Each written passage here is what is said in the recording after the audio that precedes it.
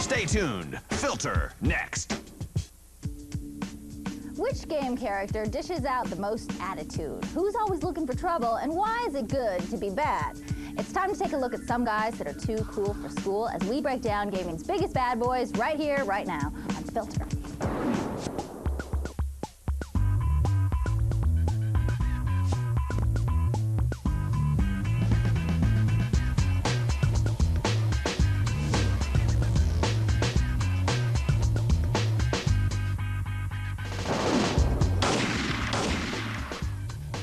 I'm Diane Mizota, and welcome to Filter. A hand-picked top 10 video game countdown is voted on by you, the viewer, at d4tv.com. What would you call a guy who drops mad attitude, constantly looks for trouble, and always walks 2 steps to the left of right, but, and a major but here, always gets the job done while racking up the style points? While some people might come up with labels like troublemaker or hellion, I prefer bad boy. And when it comes to doing it and doing it right, I don't care what your mama told you. Sometimes you gotta be bad to be good. So what makes a bad boy bad, and who are some of the baddest around? Here's what a few people had to say.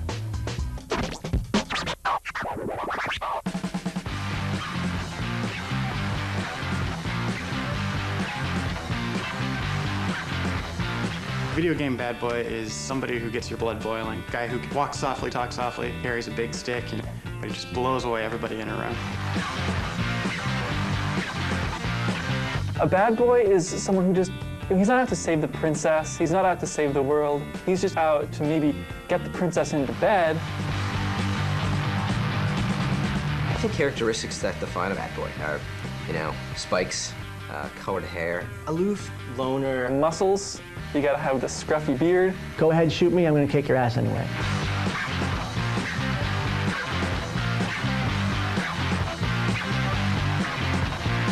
Well, it's probably a guy that plays by his own rules. A bad boy is a good guy, but he's not necessarily a nice guy. They're often characters who are criminals or flawed in some way, who have a core of goodness to them, who want to do something good. Loving yet stern. You kind of have to go in there, guns blazing, and let them know that you're here. You don't approve of the things they're doing, but at the same time, you're not gonna be soft on them. You're gonna put the smack down. Now that we know what it takes to be bad, let's see who's got what it takes to be baddest. We begin at number 10 with Cain, the hero from the Legacy of Kain series. This vampire may not be down with humankind, but he's even less fond of the Seraphim, an evil group of religious zealots which he's looking to mow down. The temperamental blood sipper doesn't let much get in his way. Of course, you wouldn't either if you could kill with your bare hands. See what I mean?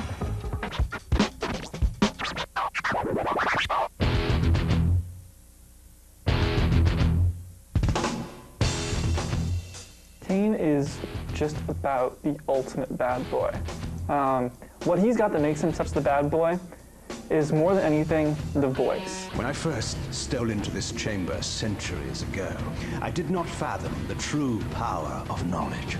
I would say Cain's a really good bad boy because he's bad at the same time, yet he has rightful cause for being bad, He's trying to protect the good from the evil. Cast him in.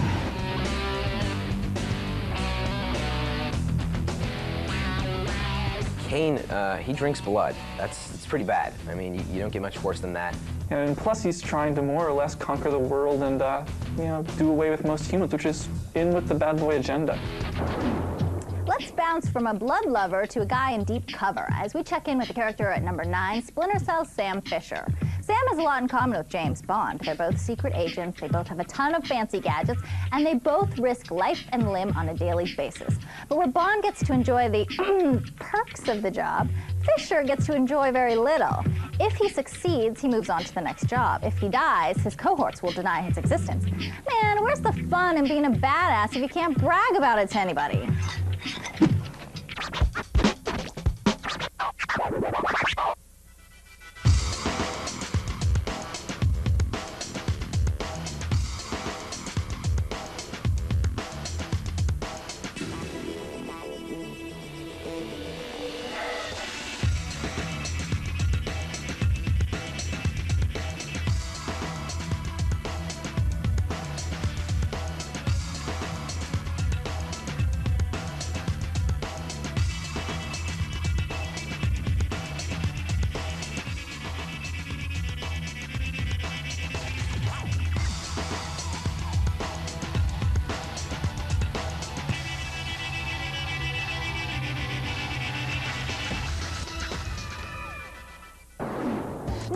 time to examine a different kind of covert ops guy, a ninja. Coming in at number 8 is Hotsuma, the take-no-prisoners hero of the new shinobi. With a sword that grows in power the more effectively he uses it, and a unique shadow tracer effect, Hotsuma's got the kind of skills that a man needs when he's looking to avenge the death of his entire clan. And with a workload like that on his plate, you can see why this ninja has no choice but to play it out like a bad mother trucker.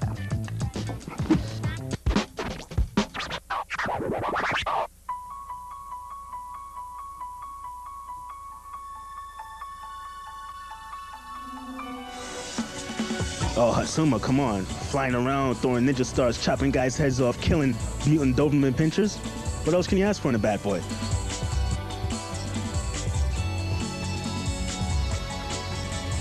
Any ninja is a serious bad boy by definition because they carry swords around on their back. There's no other type of bad boy. That's like the best bad boy. And they have scarves, you know, ninja masks. He doesn't mess around. He just slices you up if he has a problem with you. Well, yeah, he's a ninja. And his actions speak louder than words, so I would say, yeah, he's there because he slices people in half and in quarters, and he's a ninja.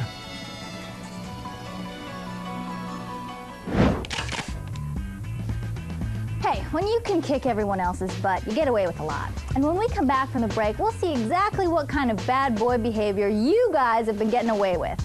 Plus, we'll keep counting down the baddest of the bad. Does a dude named Oren grab the top spot, or will an Australian hedgehog-like thingy give him a knuckle sandwich? Find out when we come back on Filter.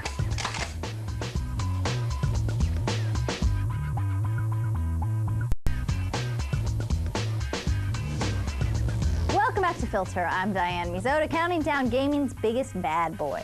The rankings for Filter shows come directly from the responses you post on the G4 website. To make your vote count, log on to g4tv.com/filter and select the Filter Rater.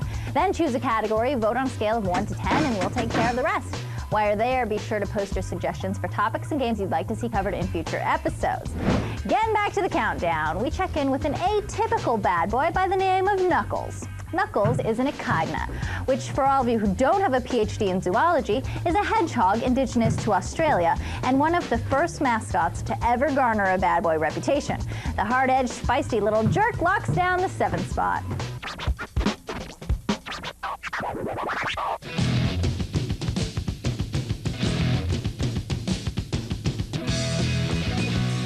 Knuckles is a red character. He's a bad boy because he just doesn't give a damn. In the platform world of cute characters, he's like, I don't care. I don't believe you, Sonic. You're all wrong. I'm going my own way. Knuckles just sort of like is the next door neighbor bad guy.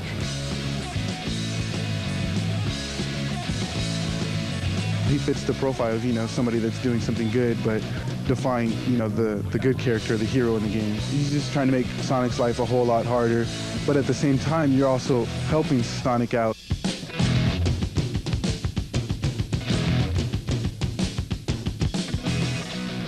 Knuckles, he's just kind of like a bully. With claws of steel, Knuckles is capable of bringing the pain. And with a pair of Beretta 9mm and a heart full of hate, so is our next guy. When Max Payne comes home to find his wife and baby murdered, Ben finds out he's been framed for a 3rd killing. Revenge is a dish that's best served one bullet at a time, in bullet time. And although the slow-mo feature may make Max more of a badass than a bad boy, he has plenty of other features that make him a shoo-in for the 6th spot. Let's start with the leather jacket.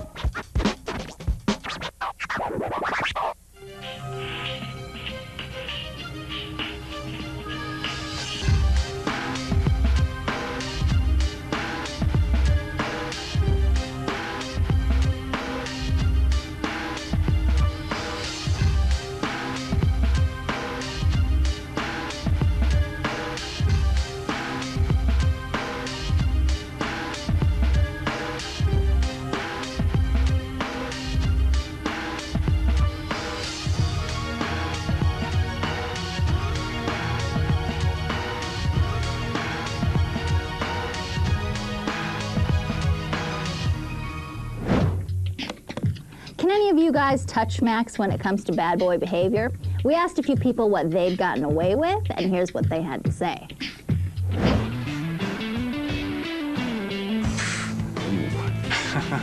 Bad boy behavior that I've gotten away with, I would say fighting at school. I'd say kicking guys' asses and getting paid for it. Bad boy behavior. Nothing I could talk about on TV, but I was a little pyromaniac when I was little. Outrunning a cop. I've done it a couple times. We were going pretty fast on Sunset back to Santa Monica, and the police was behind us, 2 cars, and we knew he was coming after us. He had his lights on. So I pulled right really quickly, pulled right again, and basically outran this cop and got back on the freeway and ditched him. A bad boy behavior that I've gotten away with is skipping class and just kind of doing my thing with my band or something, just go playing a gig instead of going to class and still getting the notes and acing the tests. I was a graffiti writer and a tagger in LA for a while. It harkens back to the same kind of philosophy behind Bad Boys. It's like, you know, I was a bad guy, but I had a core of goodness to me. I wasn't doing it to be malicious. I did it because I wanted to be cool or whatever it might be. I personally haven't gotten away with much bad boy behavior. I haven't killed a lot of people yet. I do get a lot of girls. I'll admit that. I'm happy with that. But I haven't killed anybody yet. And I think once I get to that point when I'm ready to start killing people, I'll have finally achieved that bad boy status. But that's down the road. I always knew you guys had a wild streak. Now it's time to meet someone else with one. Coming in at number 5 is Squall from Final Fantasy VIII. The angst-ridden military operative may be overly nihilistic, but when his friends meet him, he'll ditch the attitude and go toe-to-toe with just about anyone. Of course, it doesn't hurt when you have a gunblade, a lethal sword that slices people open and then launches a spray of bullets into them.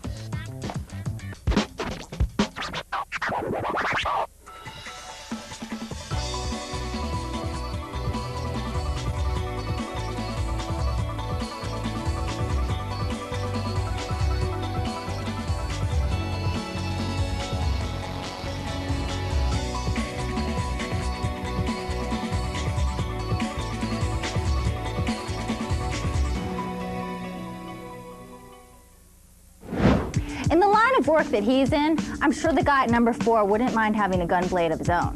It doesn't matter though, because Tommy Vercetti could take care of business with a spoon if he had to. The Vice City mobsters lost a boatload of Colombian white, and since his employers aren't exactly what you'd call the forgiving type, Vercetti's got to go about finding it any which way he can. Say hello to a guy who knows how to get some serious mileage out of a chainsaw.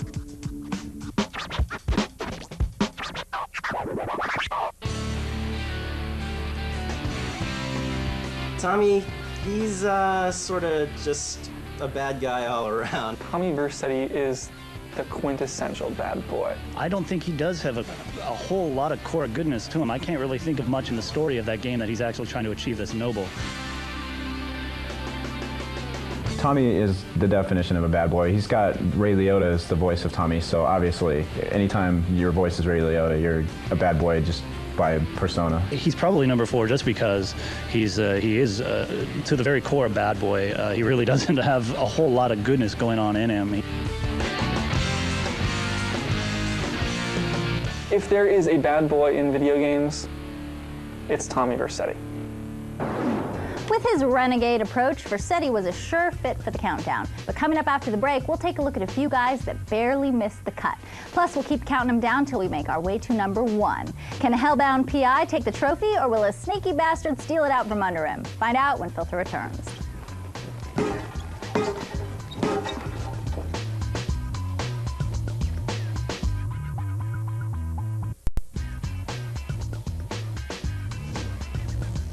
Welcome back to Filter. I'm Diane Mizota, counting down gaming's biggest bad boys. We're down to the last 3 spots on the countdown, but before we blow the lid on the top spot, let's simmer down for a quick recap. Kane claws out a legacy and the 10 spot. Sam Fisher may be going it alone, but it's going quite well, thank you. The Splinter Cell star comes in 9th place. Hotsuma is hot. The Shinobi star secures an 8th place finish. Knuckles throws down and lands himself the 7th spot. You feel Max's pain while he feels your love as the leather-clad Noir star gets voted into 6th place. Squall uses his gunblade to carve up a 5er, while Tommy Vercetti carves Vice City a new one, finishing up in 4th place. Our next guy, however, gets the job done with a little more style. After all, he's got the threads, he's got the sword, and above all else, he's got the flask.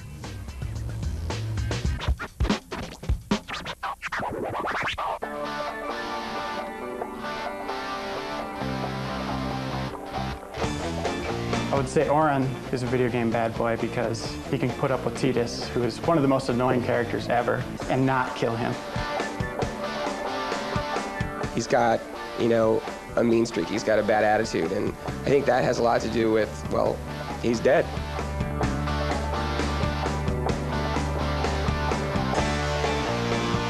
He just has a bad attitude. He doesn't take crap from anyone, and he's got that flask that he drinks from, so that might be the cause of his bad attitude. But he's a good guy. You know what I mean? I think he's a good guy.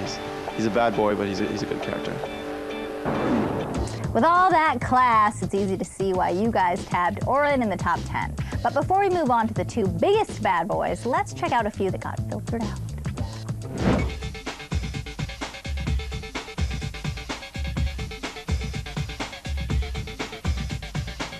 One bad boy that I think you guys should put on your list would be Wolverine. His agility is just incredible. I mean, he's lightning fast and he doesn't wear out. He's like the mutant that'll live forever, but yeah, he's really awesome.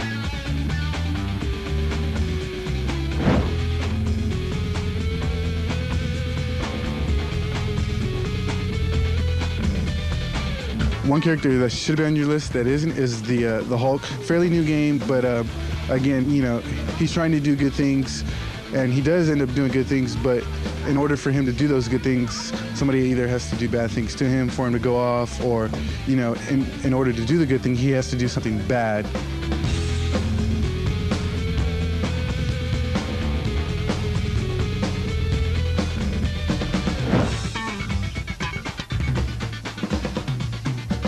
Person that you guys forgot to mention on there is Bowser. You know, because he's a dinosaur. He looks like, you know, he doesn't look like anybody else. So I like Bowser, you know. You guys forgot to put him on there, so.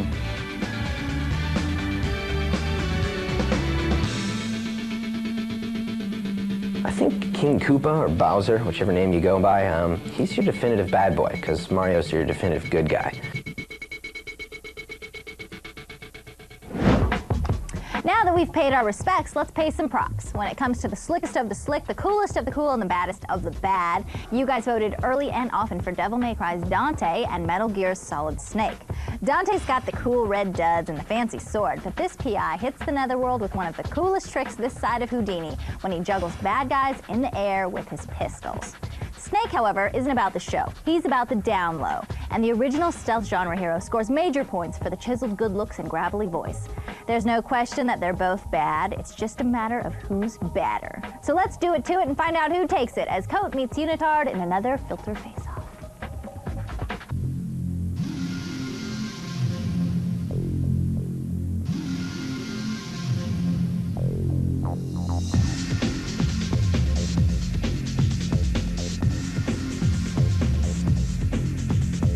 Solid Snake is a bad boy. On one hand, he works for the government, but on the other hand, he does hide in cardboard boxes and kill people. And that's pretty bad boy to me. In a Filter Face-Off, I think I'd have to go with Solid Snake over Dante. He's so gruff, he's so like tired and fed up with everything he has to do, but he has no problems doing it and killing people. It's pretty essential. I think he's definitely the winner. Dude, the guy's got a mullet. I think Solid Snake's a bad boy because, well, he's the only character in video games that can get away with a mullet. Did I mention he has a mullet? All right, cool.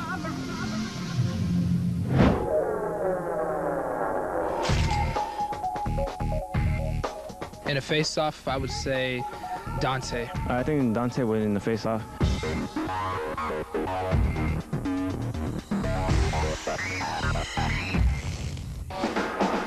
In a Filter Face-Off, if you were to put Dante and Solid Snake next to each other, at the top spot, I'm gonna have to go with Dante. He's got the white hair, he turns into a demon. Despite how cool Solid Snake is as a character, you just can't compete with changing into like a whole nother life form.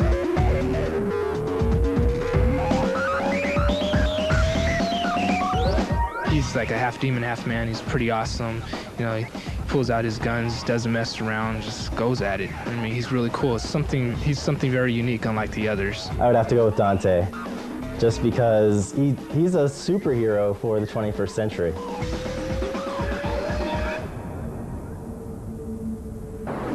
So, who did you go with? The polls are closed, your votes are counted, and your choice for gaming's biggest bad boy is Solid Snake.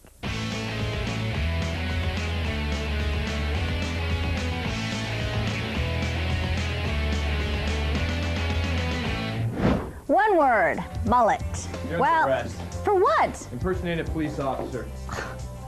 Well, that wraps up this episode of Filter. Remember, the opinions expressed on this show are yours, not mine, so make your vote count on future episodes by logging onto the Filter show page at g4tv.com/filter. Until then, I'm Diane Mizota, and I'll see you next time. Woo-hoo.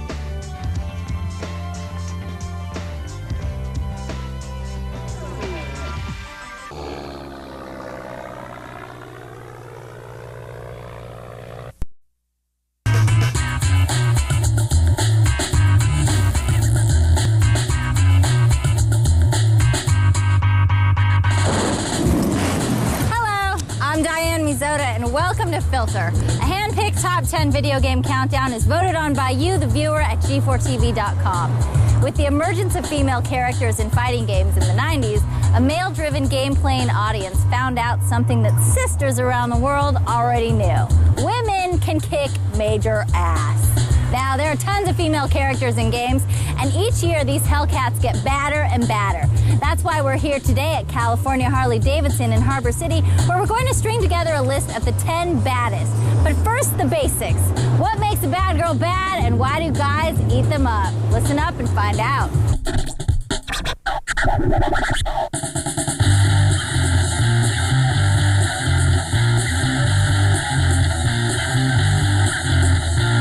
There are a lot of things that can make a bad girl bad. The first one that comes to my mind is attitude. If she just comes across with attitude, then she can be a bad girl.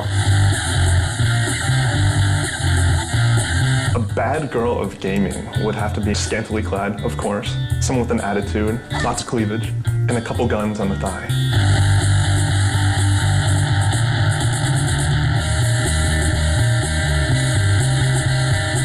More bad girls in games basically equates to really horny gamers.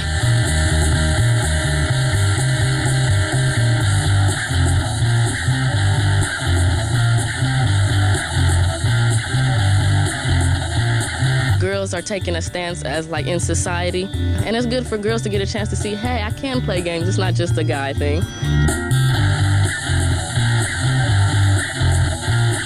It's a strong character. It's something that you can get behind. And sometimes it's exploitive or cheesy, not naming any names.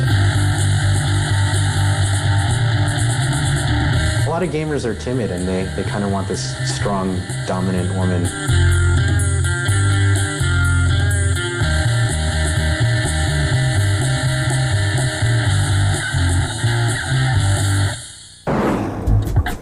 We know why you like bad girls, let's find out which ones are baddest. We bounce out of the gates with a young covert op that specializes in infiltration missions. Hana from the Fear Effect series is a money-hungry mercenary, but as you're about to find out, that ain't the only thing that gives her an edge.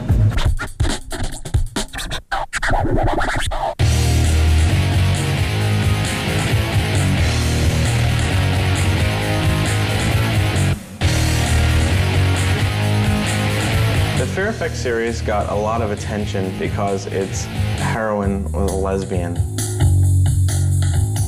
I think she was a prostitute turned mercenary with some bi-curious action going on in the game. I believe she's lesbian, is what the idea is in that game. And I guess lesbians are supposed to be bad girls, so, you know, go figure on that one. Hana from Fear Effect is a lesbian, and that's cool. I don't know, it's a little cheesy.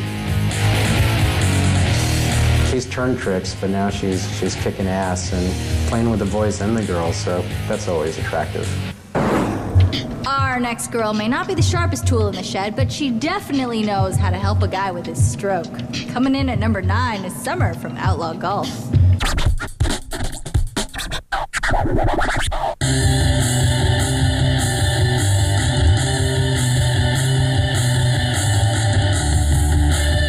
Summer and Autumn from Outlaw Golf. First of all, I mean, golfers, duh. I mean, you get the whole bending over action. I mean, very, very well drawn. Definitely one where it's like, can I date her? You know, is she real? There's another bi-curious thing going on with Summer and Autumn. Summer, I believe, is a stripper that plays golf. You have this romantic lesbian tension going on in the game. She is a bad girl. She does a little lap dancing, and I would say she's probably the baddest girl in video games right now. Don't feel bad. Let's take a bath. Oh. It's kitschy, that's fine, but it's like, you know, the man show of gaming or something. And now we move from a centerfold to a playboy with the girl at spot number 8, Tomb Raider's Lara Croft. She's hot, she's smart, and this little mama knows how to live high on hog.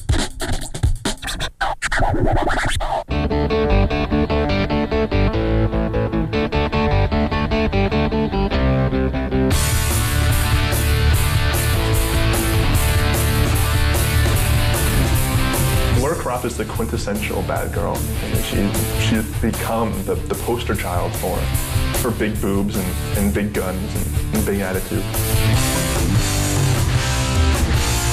The reason why Lara Croft is bad is because, well, she basically acts like a man, and she has this stunning English accent that will just completely turn guys on. You walked away and left me. She can just beat everybody down and get her way, and there's nothing that anybody can really do.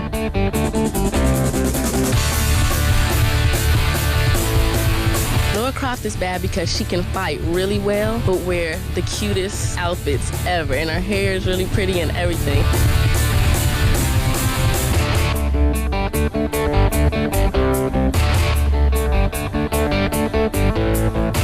She's not really bad, but she's badass.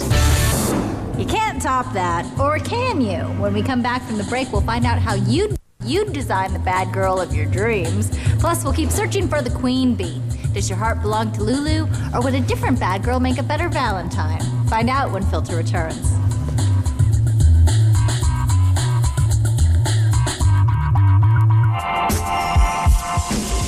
X-Play, next.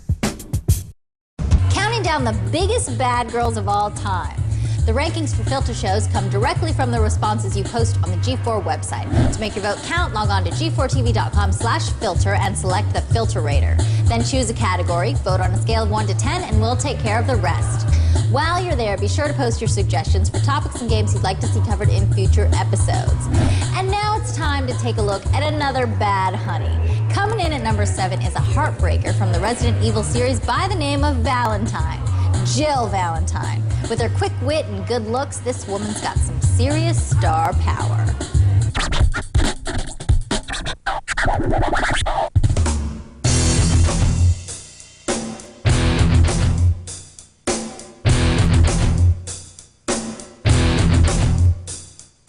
Jill's really cool. She's really tough under pressure, but at the same time, she's not a manly girl. She's still a girly girl. Like, she knows when to be scared, you know, she knows when to back off, but at the same time, she's really graceful.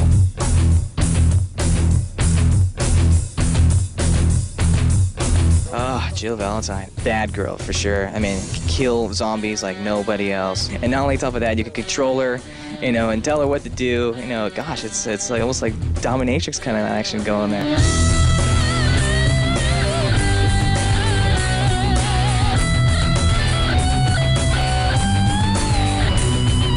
It's one thing to kill zombies, but to do it all authoritatively, wearing a uniform, that's pretty hot. At number 6, we shed some light on a girl who likes it dark. Final Fantasy's Lulu is a goth chick with more than enough magic up her sleeve to keep her one step ahead of anyone who gets in her way. Make her angry and she's liable to bust out her little voodoo doll on your butt, which is probably why you chose to make her happy by awarding her with the 6th place finish.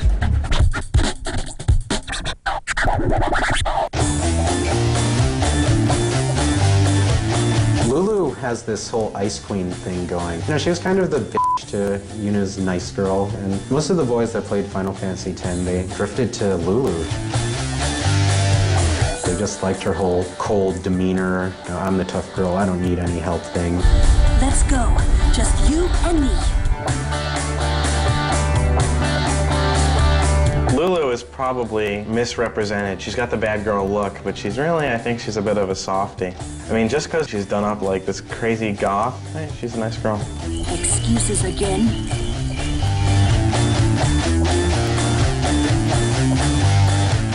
She's kind of a weird mix because she's supposed to be bad. She's all dark and goth and everything, but she carries teddy bears around. So, you know, it's kind of like the bad girl with good girl tastes. If you're into the whole goth thing, then Lulu could be the woman of your dreams. But if black doesn't do it for you, then what does? Well, we asked a few guys to tell us about the bad girl of their dreams, and here's how they like them.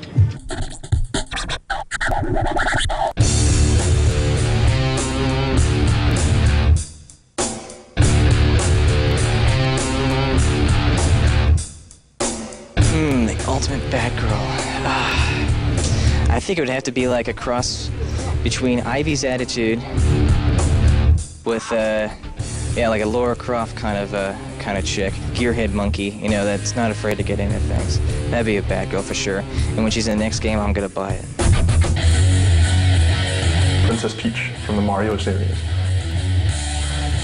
You know, underneath that really huge skirt and dress, you know, she's really conservative on the outside, but I'm sure if you got her out of that and took her to the bar, she'd loosen up and get a little feisty.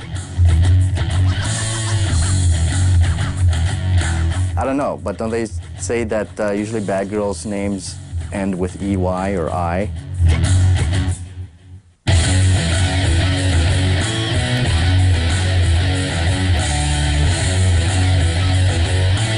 The ultimate bad girl would probably be a combination between Lara Croft from Tomb Raider and, I don't know, Mrs. Brady.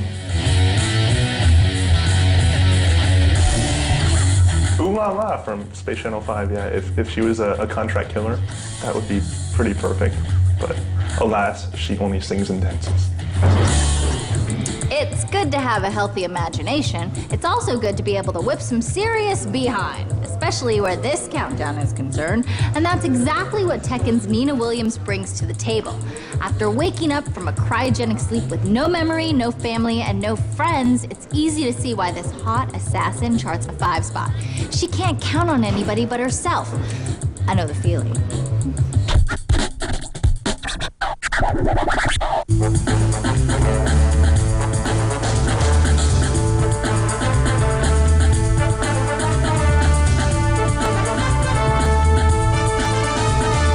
Assassins are just cool, and Nina Williams is just one of the coolest assassins out there.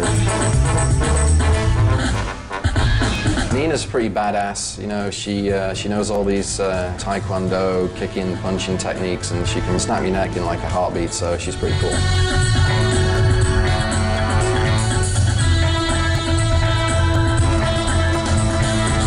Slaps them, she taunts them. She's wearing, you know, like heels when she plays. I mean, she doesn't really care about anything because she's going to win. She knows she's going to win.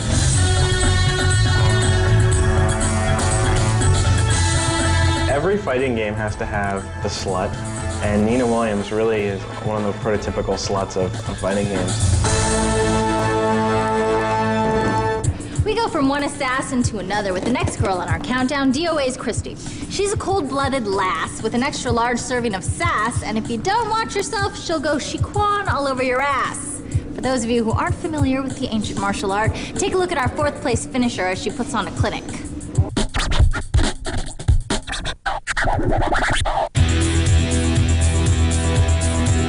Christy has a lot of things going for her. She has a very unusual look. She has the white hair and the piercing purple eyes, but she also has the British accent, which is always a plus. She's not a nice girl, but sometimes that can be attractive.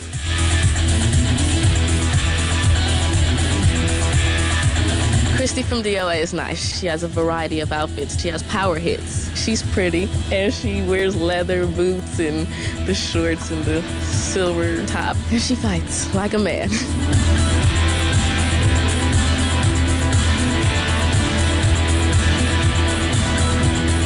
What can you say about the girls from DOA apart from, you know, they've got huge talent? The story's incoherent. I couldn't even tell you. Just someone drops out of the sky surrounded by like cherry blossom petals and then they fight each other. I have no idea what's going on with the story in that game, but Christy is pretty badass. So, let's say you see Christy sitting by herself in a bar. Do you approach her? When we come back from the break, we'll find out whether bad girls make you run or make you randy. Plus, we'll keep counting them down till we get to the top spot. Is Ivy the one, or is Chun more fun? Stick around and find out when Filter returns.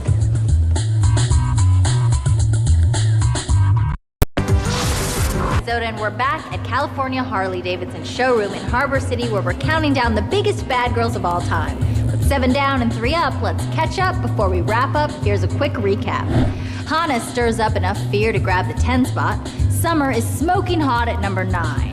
Crafty Lara Croft carves up an 8th place finish. Miss Jill Valentine is your sweetheart at number 7. Lulu doesn't need voodoo to wind up in 6th. 5th place Nina Williams gets defrosted out of cryo sleep only to find out that it's a cold, cold world. And coming in 4th, she's your Shiquan queen. Put your hands together for Christy. And put up your hands if you ever have to tangle with Soul Calibur's Ivy, because you don't stand a chance.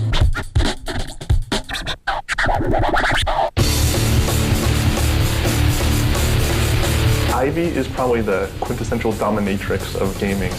That whip alone is quite a cool tool for whatever you can imagine, fighting or something out of the arena.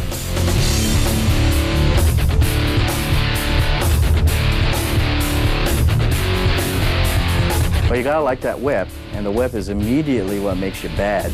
And so, you know, dominatrix hooray. The fact that she's a master of this weird weapon makes her really cool. She's just probably, I think, one of the most impressive female characters in gaming because she's so strong and, you know, she's in it for herself.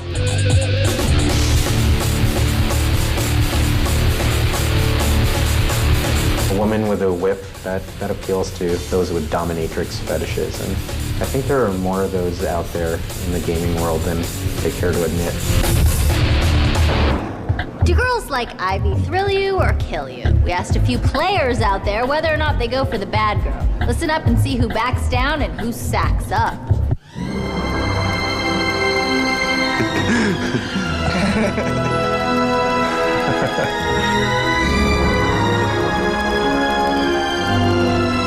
Is this like rated G or?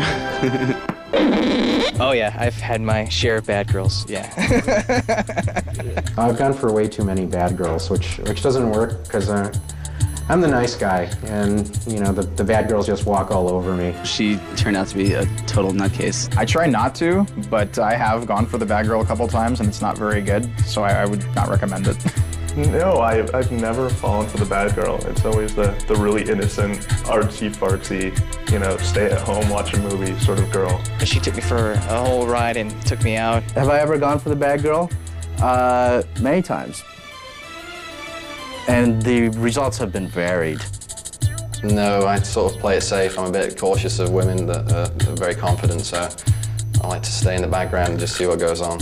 Took me to the clubs, took me to the beach, got a little freaky, yada yada. In gaming, they don't turn you down, they don't say no, so of course you're gonna fall for the bad girl. She was into the manly things, wasn't afraid to burp and fart in your face, just like a guy. I don't know if I want to go into great detail with that though.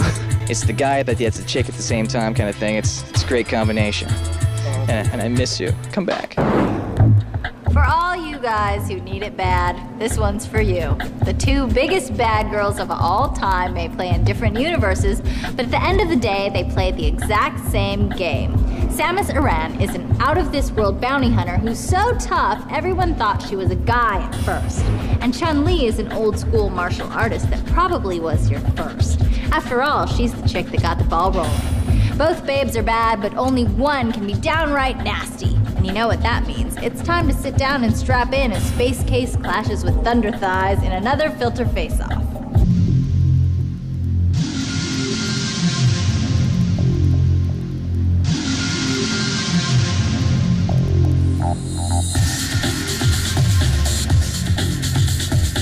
Samus, while you really haven't seen that much of her in any of her games, is probably down to earth and probably really hot.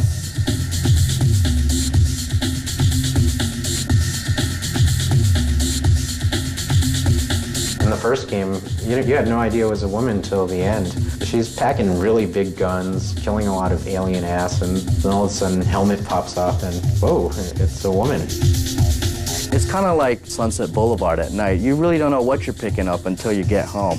Really a little step ahead for Nintendo there. A little ahead of its time. Of course, there was the swimsuit code. We could play with Samus just wearing nothing, but I believe it was a one-piece. She's got the weapons and the training to back it. I think she could take Chun-Li out pretty easy.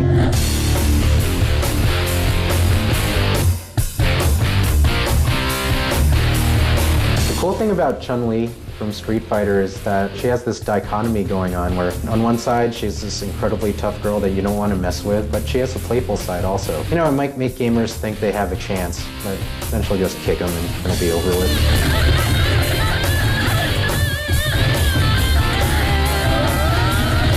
She's like the ultimate fighting game girl. You know, pretty much every fighting game girl character after Street Fighter 2 is based off of Chun-Li.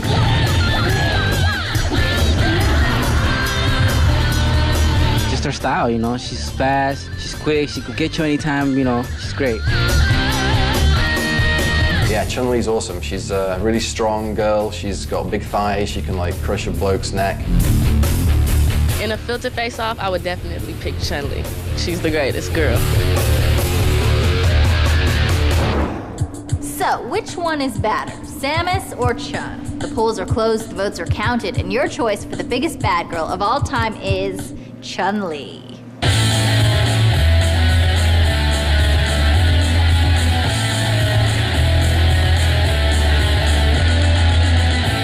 She's not just a badass, she's a bad lass. Well, that wraps up this episode of Filter.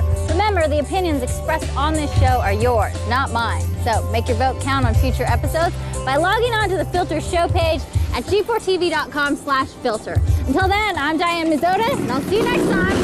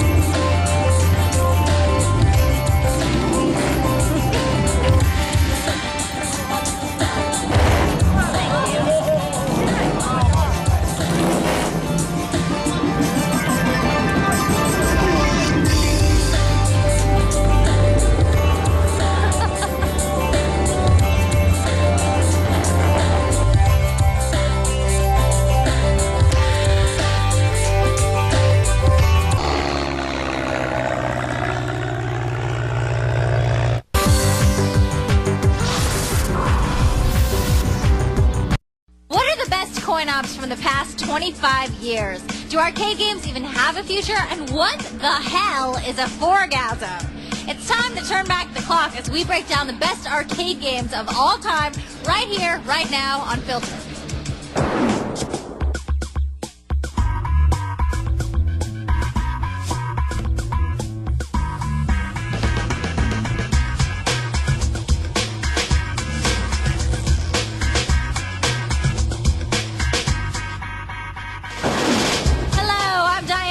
And welcome to Filter, a hand-picked top 10 video game countdown is voted on by you, the viewer, at g4tv.com. Once upon a time, there were no Xboxes. Memory cards were the stuff of childhood fantasies, and multiplayer punch-ups happened after, not during, your game. It was a different time, a golden era when your highs and lows were purchased one silver quarter at a time. It was the era of the arcades, and for most of you, it was the time of your lives. That's why we're here at the Family Amusement Corporation in Hollywood to count down the top 10 arcade games of all time. So, what defines an arcade game as being great, and what are some of the greatest arcade games ever? Here's what a few of you had to say.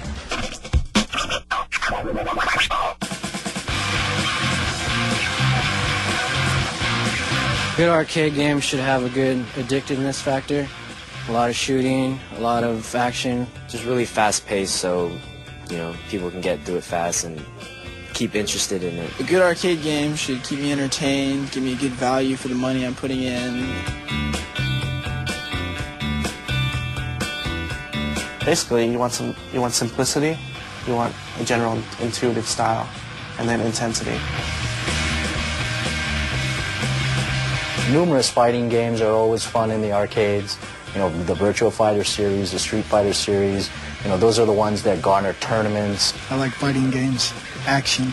Space Invaders, Pac-Man, Super Mario Brothers, and going through it on single quarter. That's when you know you're a geek. Ms. Pac-Man. I really liked that game a lot better than the original. I don't know, just cool effects, like something that looks cool. With that in mind, it's time to sit down and take in the best stand-ups. We start the countdown at number 10 with a return to the old school. I mean, old school. Midway released this game in the U.S. in 1978. Some 25 years later, they estimate it's pulled in over $500 million in revenue. Geez, with numbers like that, you'd think it could have done a little better than 10.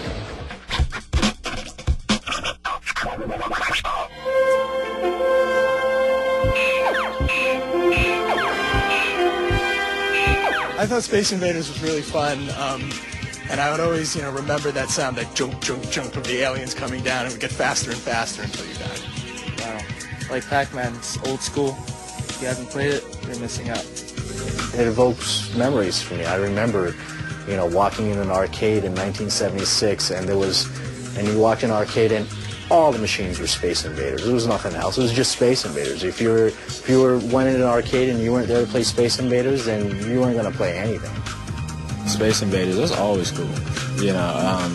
I always got my butt kicked. Now, Space Invaders is another really simple concept, but really fun, totally addicting. The Space Invaders was definitely my favorite.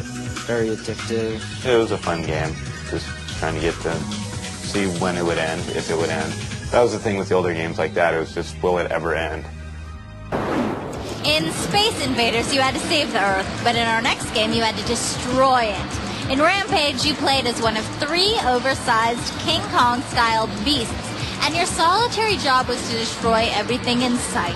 Utter pandemonium and mayhem were the driving forces behind this game, and that was enough to drive people back into arcades, helping offset a mid-'80s coin-op slump. In 9th place, it's Rampage to the rescue.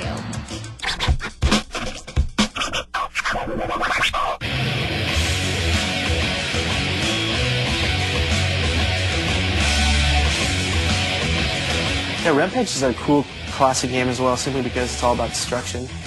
It's fun. Simple fun. You get up on a building, you tear it down. Rampage was a great game. I always liked to be the green monster because I could identify with him. Yeah, Rampage was a lot of fun. I liked the style of the drawings and how it was like it had some open characteristics that other games at the time didn't have. Like you could go down and eat a human being, or you could just stay there punching, building, or you could like punch someone else. You could be these big monsters, and then you play with your friends, and then when they die, you can eat them. So that definitely made you feel better about yourself, knowing that you can grab little people and eat them. Let's keep it King Kong style as we climb one more spot up the countdown to Donkey Kong. The colorful Nintendo classic had you hurdling barrels in an attempt to rescue a princess from a crazy gorilla. And while you all might remember the light blue cabinet and the orange markings, how many of you realized that this was Miyamoto's first game, or that it was Mario's debut? The thriller with the gorilla comes in number 8.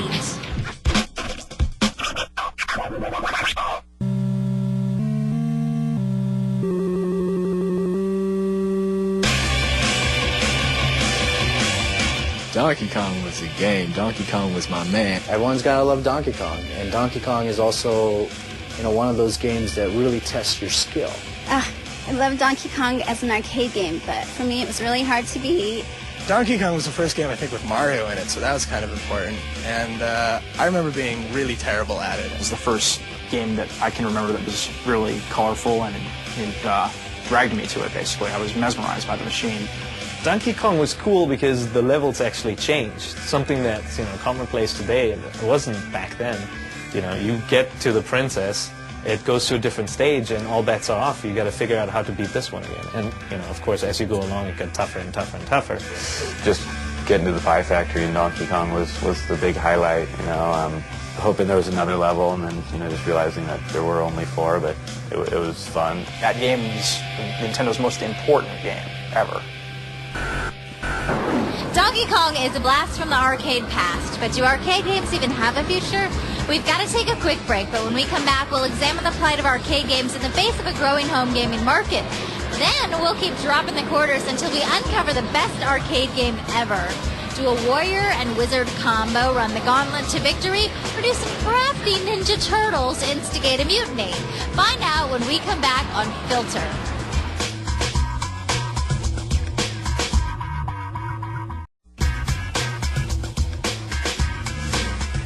Welcome back to Filter. I'm Diane Mizota, counting down the best arcade games from Hollywood's home to classic button bashers, the Family Amusement Corporation. The rankings for Filter shows come directly from the responses you post on the G4 website. To make your vote count, log on to g4tv.com/filter and select the Filter Rater. Then choose a category, vote on a scale of 1 to 10, and we'll take care of the rest. While you're there, be sure to post your suggestions for topics and games you'd like to see covered in future episodes.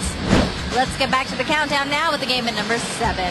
What do you get when you take Space Invaders and sprinkle in better technology and more excitement? Why, Galaga, of course! And while taking on the menacing aliens was twice the fun with double the firepower, how much did it tick you off when you shot down one of your own ships?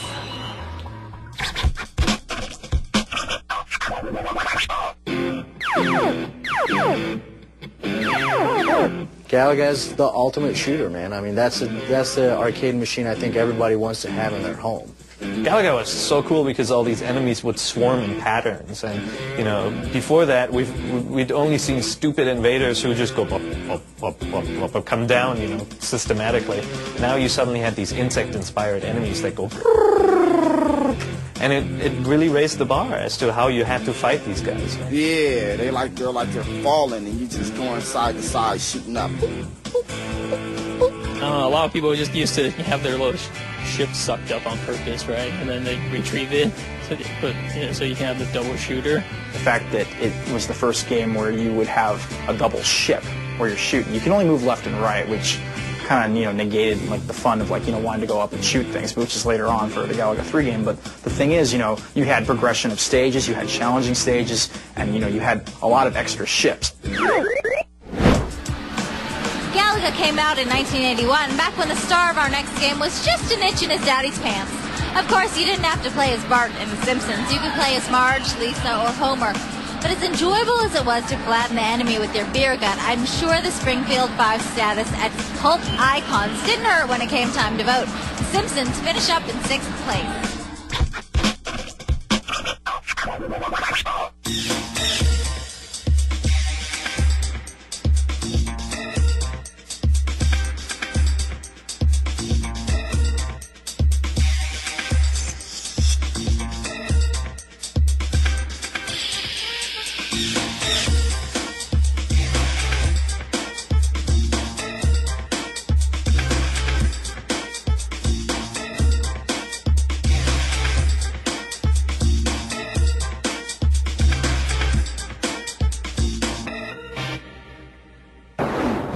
When The Simpsons was first released, arcade games were still enjoying moderate success, but in the last 10 years, their existence has been threatened by the emergence of the home console.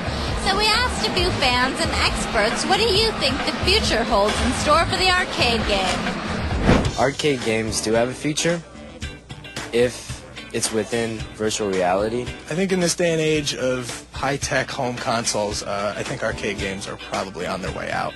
the home gaming, the graphics have caught up, if not surpassed, the arcade ones. So the only real difference is like the gimmicks in the arcades, and like say a light gun or a dance pad. There's a big danger in the arcade business in the future. It's becoming more and more expensive. These big machines are, you know, they're costing like a good 12 grand or whatever, and it's got to guarantee the arcade owners that they're going to make money back on these things. I think arcade games will be around for a while. I mean, pinball games have gone away. They're not being made anymore, but you can still play them. On the other hand, you've got all this stuff where, you know, you get these machines that you can't duplicate at home, where you have a giant screen, you have 8 people playing at the same time, firing at enemies or working together. Or those, you know, mine car ride games where you sit with a friend and you're shooting dinosaurs and the thing rumbles and everything's moving. You just can't duplicate that at home, and I hope people are still interested in that. In order for arcades to have a future, they need to look at Japan, look at the success they have still with arcades, and realize that they need to upgrade their format. If you go to Japan and you look at arcades, it's kind of something that you do for fun. I mean, beyond what we do in the U.S. here. You see people kind of chilling out, they're dancing around. You can grab a beer, get a cup of coffee, and like play some arcade games.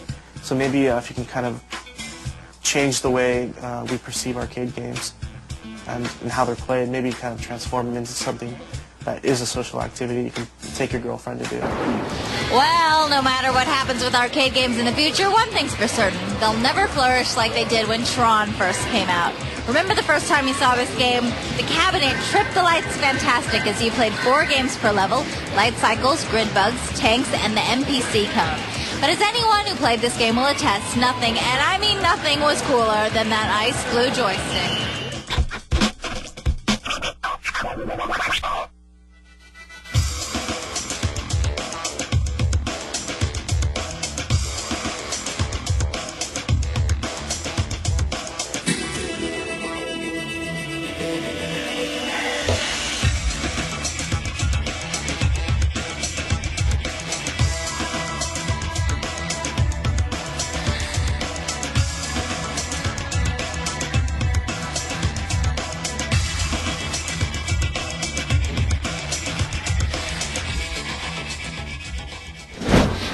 May have been cool, but it was a one-man show. Gauntlet, however, was a team affair. You could choose to play as a warrior, Valkyrie, wizard, or elf, and up to 4 people could play at once, which was great, because as much fun as Gauntlet was to play, it was a biatch to master. But it was your biatch, and you love it so. Gauntlet comes in 4th.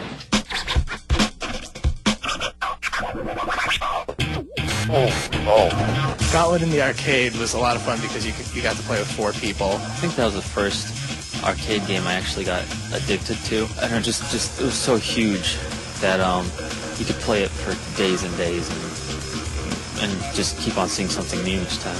I love Gauntlet because it was kind of role-playing mixed with fighting, and I like the way you could choose to be a certain character class, the wizard or the sorceress. You got an elf, you got a Valkyrie. I mean, you wanted to play this game, you wanted to find out more about it, you wanted to open walls and keys, you'd have to open secret doors and treasure chests. I mean, it was great for its time, and it still is actually to this day. I wasted so much money on that sucker. Gauntlet was the perfect 4-player game. You had a big arcade cabinet with 4 joysticks and lots of buttons, and everybody was working together to get through it. And then, of course, it talked.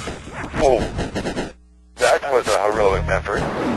Sure, wielding an axe in Gauntlet was enough fun to land it in the top 10, but what about Golden Axe? We've got to take another quick break, but when we come back, we'll take a look at a few games that you felt should have made the list.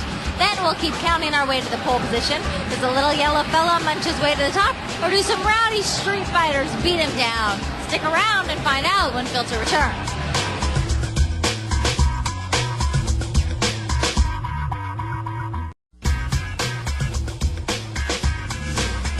Welcome back to Filter. I'm Diane Mizota, counting down your favorite arcade games from our favorite arcade, the Family Amusement Corporation in Hollywood. We're down to the last 3 spots on our countdown of the best arcade games of all time. But before we wrap up, let's catch up. Here's a quick recap. It may not be a looker anymore, but Space Invaders turned a lot of heads back in '78. It kicks off the countdown at number 10. The roof is on fire. Rampage winds up in 9th. Some 22 years later, it's still hard to beat that monkey. Donkey Kong comes in at 8. Double the firepower equals one big hell yeah. Galaga grabs the 7th spot. The Springfield 5 kick it up a notch as the Simpsons finish in 6th. A high five to Jeff Bridges as Tron lights up the 5th spot. And Gauntlet, the 4-player Feast or Famine free-for-all, comes in 4th. But let's not step away from the Power of 4 just yet. Coming in 3rd is Teenage Mutant Ninja Turtles, another 4-player offering for arcaders that like the buddy system. Tight controls, simple gameplay, and multiplayer mayhem elevated this game to greatness, but the biggest reason this game rises to the top is exposure. Name one thing that was bigger than the Ninja Turtles back in '89. 13 years later, it looks like they've left a lasting impression. Pizza power!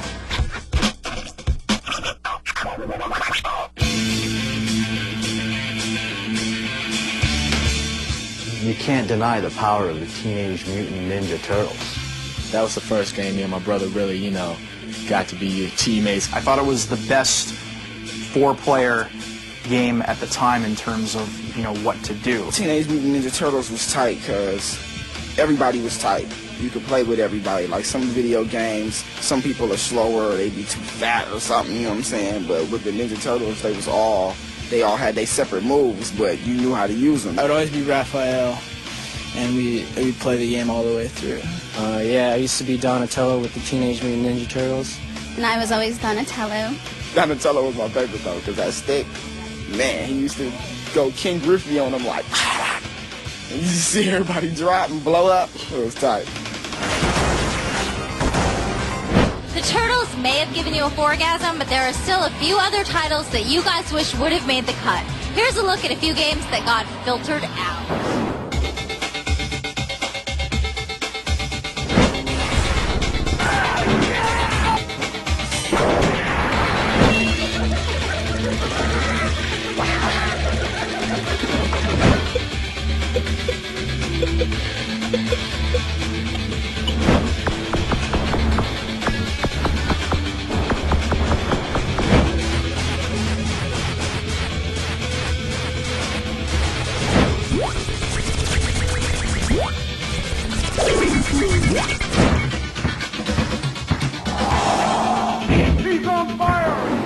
We've honored a few forgotten favorites. It's time to find out everybody's favorite. When it came to the best arcade games of all time, you guys voted early and often for Pac-Man and Street Fighter 2. What can you say about Pac-Man that hasn't already been said? It's the old school mother of them all, the Pac-Daddy, if you will. But as far as lineage is concerned, Street Fighter 2 did plenty to make its forefather proud.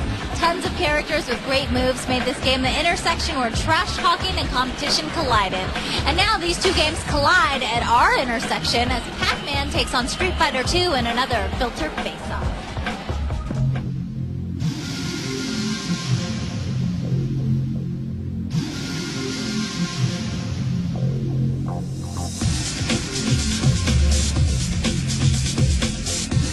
Street Fighter 2 is the most important game since 1991. Street Fighter 2 has to be up there. I think that's probably up there for everyone. Street Fighter 2, man, that's what really pushed me into the whole video game scene. Street Fighter 2, that was amazing. With all those special moves. You're just dumping quarters in it just to figure out what to do. And when you did, then it was a whole new level. What it really did was take the button mashing gameplay and add a little bit of strategy to it. It added, more buttons to a game, 6 buttons, more moves, combinations that were unlike anything done before. You had people from all sorts of cultures come out. You had people from MIT playing like gangster-looking guys on the street, all in fact just to play this one game. I really liked it that they had a girl character you could be that could kick ass. Chun-Li, oh, she is my girl. Yes, I could kick anybody's butt. I like Guile the best because I could identify with him because I look like him. I still to today think that it's the best fighting game.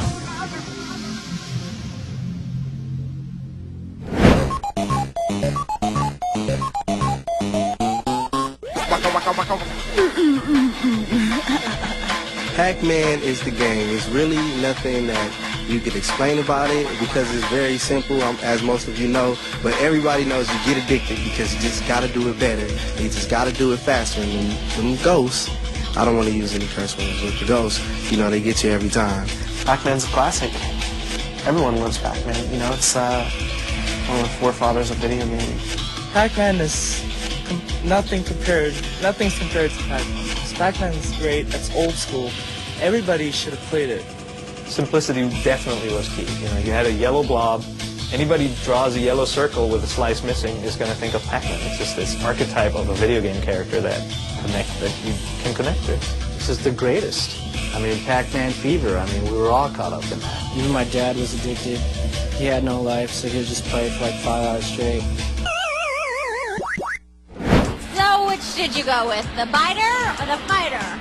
Both games have reason enough to be the #1 choice. However, the polls are closed, your votes were counted, and your choice for the best arcade game of all time is Pac-Man.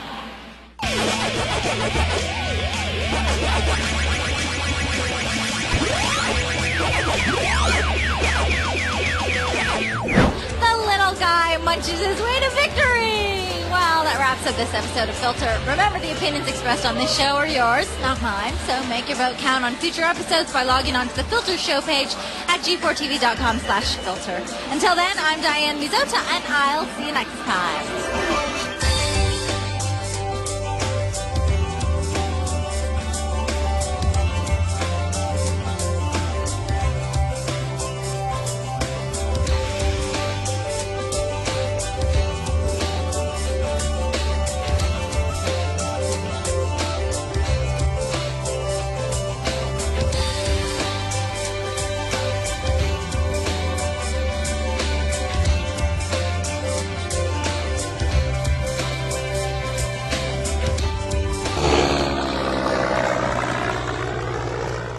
You hit a 3 at the buzzer to lead your team to the Final Four. You set the record for most steals in a single season, and after years of watching the final game from your living room, you finally become a world champion. Prepare yourself for the best basketball games of all time.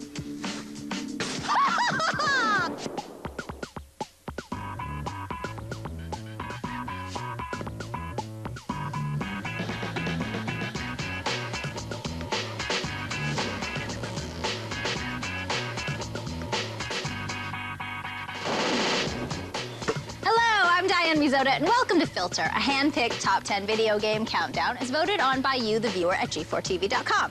In 1946, the Basketball Association of America had 11 teams. Players made an average of $5,000 a year, and slam dunking was considered bad form. Oh, how times change. Today, the average pro salary is $2.1 million, and if you ain't dunking, then you ain't playing. Most of us stand a better chance of choking on a hot dog than playing in the pros, which is why we love digital b-ball. But before we get to the top 10 best basketball games of all time, let's find out what jersey you like to wear when you're representing and exactly what it takes to be considered great.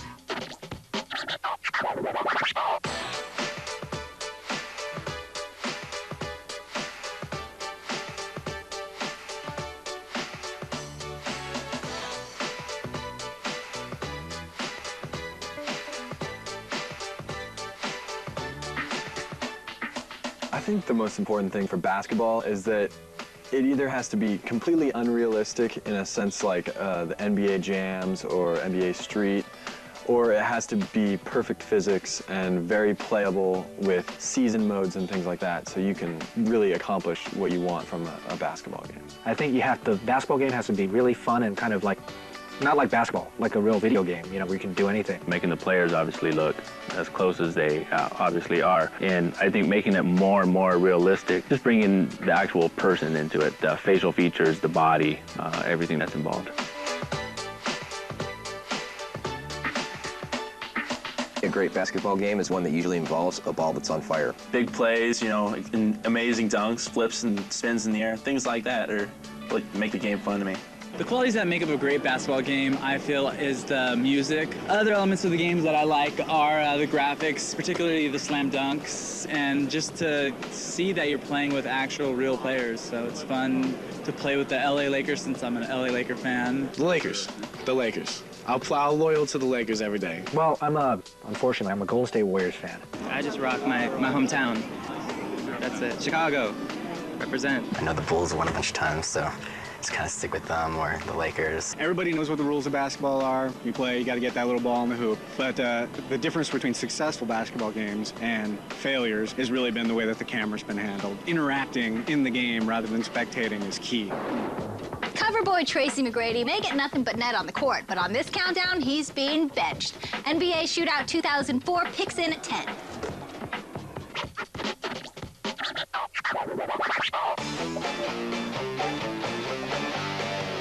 NBA Shootout 2004.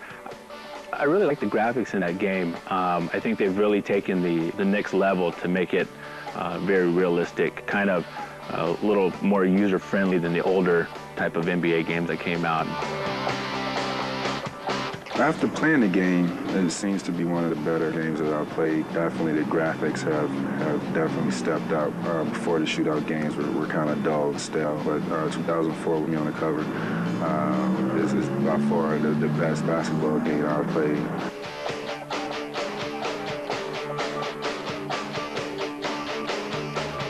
NBA Shootout 2004 is a good game because it had a lot of like detail in it, like the characters. Like if you were playing Kobe, he was like really like Kobe. Also had like a practice mode, so you could get kind of a leg up on your competition and go into the regular mode and like, you know, just dunk on them. From the present Orlando Golden Boy to a past one, Shaq blesses the cover of NBA Hoops. Yes, that's hoops with a Z. Ballers everywhere have finally gotten the threesome they've been dreaming of. It pivots its way into 9.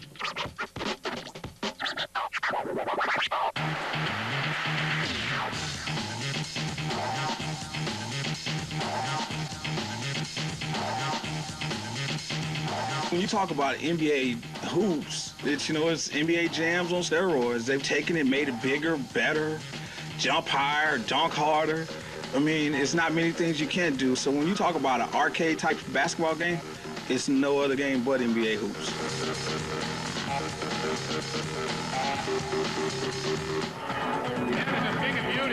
I don't remember much about NBA Hoops, but I remember that they had Shaq on the cover with a flaming basketball looking all mean, which was pretty tight.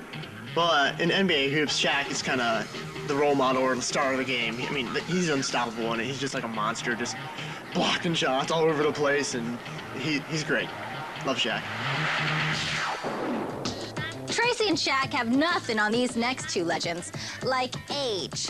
Michael Jordan and Larry Bird are two of the world's greatest players of all time, and when they aren't busy retiring and then unretiring and then playing baseball and opening restaurants and then whatever, they're reminiscing about this fan favorite. Jordan versus Bird one-on-one for the good old NES rebounds its way into the 8th spot.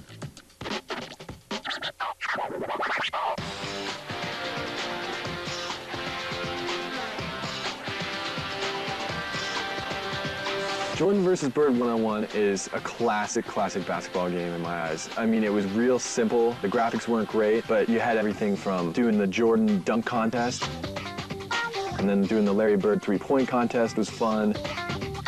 And then you could play one-on-one, Jordan versus Bird, which is just about as good as it gets. It was a good balance, because Jordan was insane, but so was Bird. It was a blast.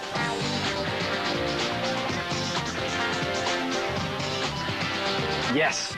Jordan versus Bird one-on-one. I mean, you have this guys, and it's just, the graphics, I mean, if you're looking at it now, are so crap, but you're playing, and I swear to God, I was Larry Bird out there shooting threes, with a turnaround jumper. Once in a while, you would dunk it, and it would be so cool. And, I'd be darned if I wasn't Larry Bird when I was playing Larry Bird. Nobody on the court ever looked better in a pair of Daisy Dukes than Larry Bird. Well, maybe Isaiah Thomas. We have to make a fast break to some sponsors here, but don't go shattering the glass just yet, because we've got more cross-court dribbling coming your way right after this quick timeout.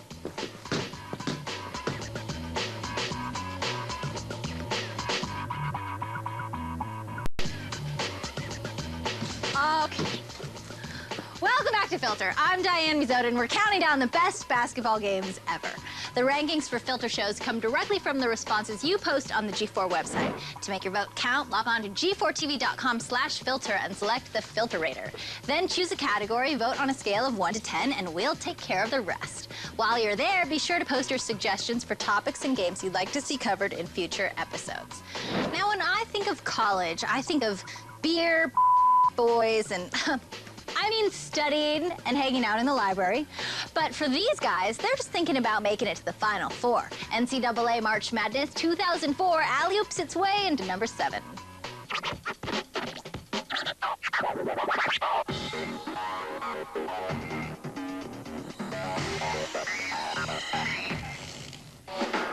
March Madness 2004 is great. Anytime you incorporate March Madness, I'm going to be a big fan of it because college basketball is the most exciting sport in the world, I think.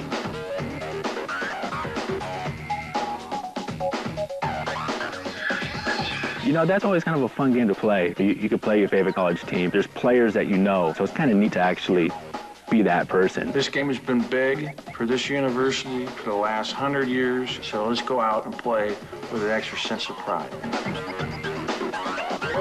When March rolls around, all you want to do is be playing the top 64, get in the tournament, and try to work your way to the top.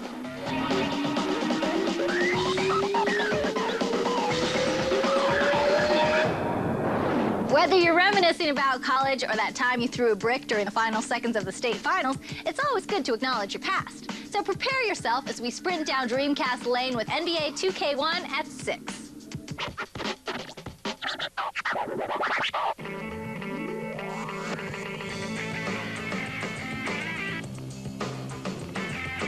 NBA 2K1 was awesome. That was for the Dreamcast, had Iverson on the cover, and it allowed so much in-depth gameplay. You could make your own team. So you could have one guy who was 7'8" and 600 pounds, and he was just swatting balls, and it was so customizable that it was a blast. You're playing 82-game seasons, players of the week, all-star games, really in-depth stats. It was just an amazing game. Loved it. You can work your strategies, you can work your plays, you can trade players and different teams and like that. And it just gets the versatile. I like the versatile of the game. You know, the more you can do with the game, the better it is. That's when I think basketball games really started tightening up. You know, you had good control between the players, even though you had, 5 guys on your team. And it was a great multiplayer game. Well, every great countdown needs a great interruption. And who better to barge into the middle of this one than the guys who are big enough to? We asked a couple of real NBA players, what's it like to see yourself in a video game? And well, here's how they responded. I really don't play too much video games, but my roommates and stuff are on it all day. So, you know, they try to dunk with me all the time on the video game, so they try to give me a little pointer. You ever get any basketball games, check out your own skills in the game? Check out it live a little bit. You know, I be trying to use myself too much, so I got to stay away from it. Up like 60. Yeah, losing, so I got to stay away from that. I feel funny going out there playing with myself, because all I'm going to do is shoot every time with me. Yeah, I mean, if I'm playing a video game and I'm playing with the Sonics, I don't think nobody else on the team going to get a shot. I'm taking every shot. I'm taking every shot, even if we lose. It feels good, I've been playing video games my whole life, and I've been watching guys, and now I don't have to create myself anymore. I'm already on the game, so it feels good. And they can say your name, and it looks like you too, so that was cool. They give me a different hairstyle every game and all that, but my game is all right. I mean, that's something I would never expect growing up. And like I say, when I see it, it's just like a blessing to me knowing that I've came so far and I've got on the video game. The video game's got a lot of creativity, you go up and do some stuff, you haven't done in a game, so I'm going to take a few things from there, a few things from TV, and, put them all together. Because, people are saying, you're only as good as you are on a video game these days, in all these sports games. They're lying about that. All right, man, appreciate your time. Good luck. It's time to get back to the countdown and check in on our middle child. The second NES title to make the countdown has you hitting 3s, but unfortunately, its Skyhook doesn't sync. Double Dribble is at 5.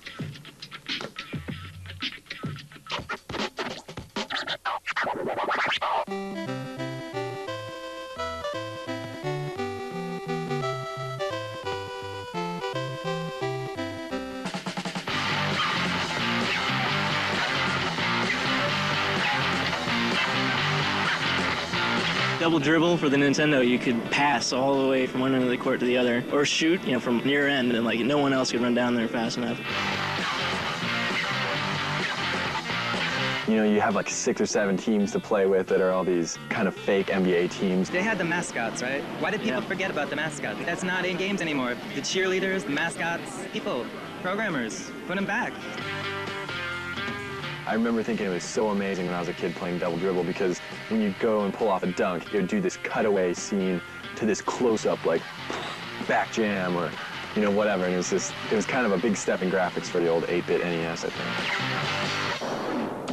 From one crashing glass to another, number 4 is all about the ESPN branding. Every sports fan feels at home with ESPN NBA basketball thanks to the commentary from Kevin Frazier. It bounces in at number 4.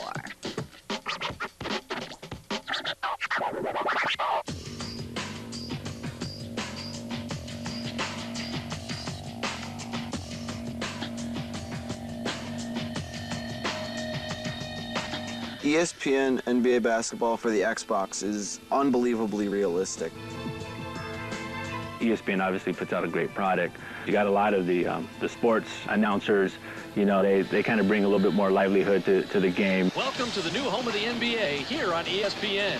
It's a little bit more what you hear, what you see on the highlights. It's really kind of putting the player into the whole system. This guy is lightning quick. They got the texture down, they got the shading down, they got the sounds down, and it's like watching TV. With these camera angles, these highly complex games, you can forget, and then, I mean, you lose focus very easily because you get stuck in the eye candy, but I mean, the game itself is just horribly realistic and wonderful. So those 7 games have solidified their place in digital basketball history, but 3 remain. Will Live establish their position as king of the hard court, or will Jam put on their full court press and take home the championship trophy? Stick around and find out when Filter returns.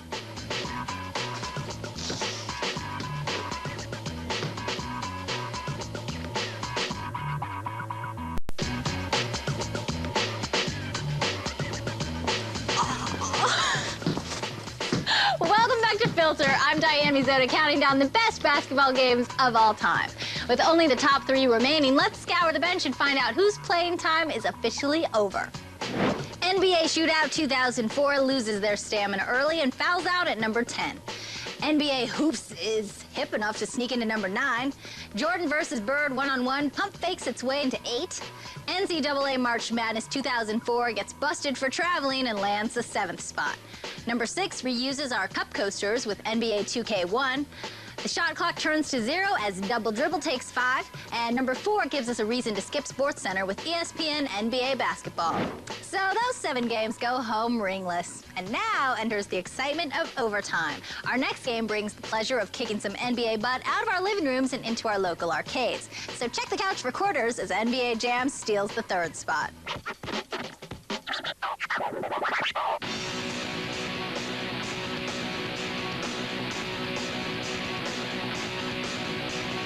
NBA Jam is by far the coolest basketball game of all time. There's nothing cooler than shattering backboards and just destroying your opponents in it. It's like a combination of Mortal Kombat and a basketball game. NBA Jam is one of the better basketball games because something about seeing, you know, a guy with a big clown head doing 3 flips through the air and dunking and catching the rim on fire. That's just great in any game. The guy spinning in the air with the shoes on fire, you're on fire, you know, the 3-point shots, everything. That works. Yeah, that game was cool. That game was real cool because even though it was like really unrealistic, it was just fun to get secret players, secret characters.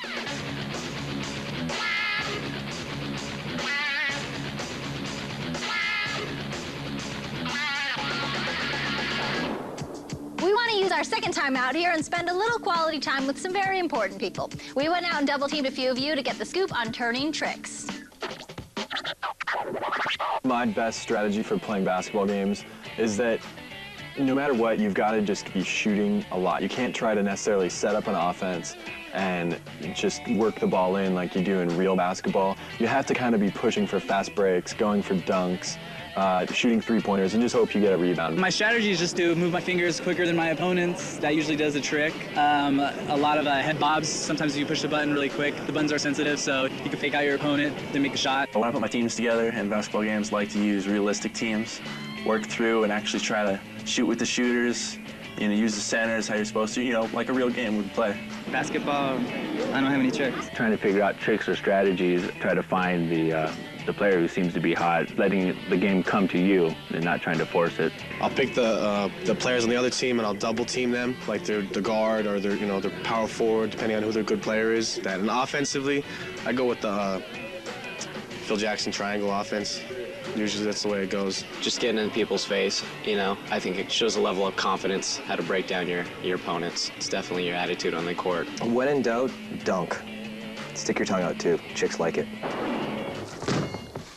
Well, we've watched hopelessly as 8 titles were stripped of their jerseys. Now 2 remain, but only one will get the banner as the battle of the EA games begins. Do you believe that NBA Live 2004 has the ball handling skills to block out the competition? Or have you chosen the NBA Street Series as your preferable dream team? It's time to find out as Street meets Live for the final game in another Filter Face-Off.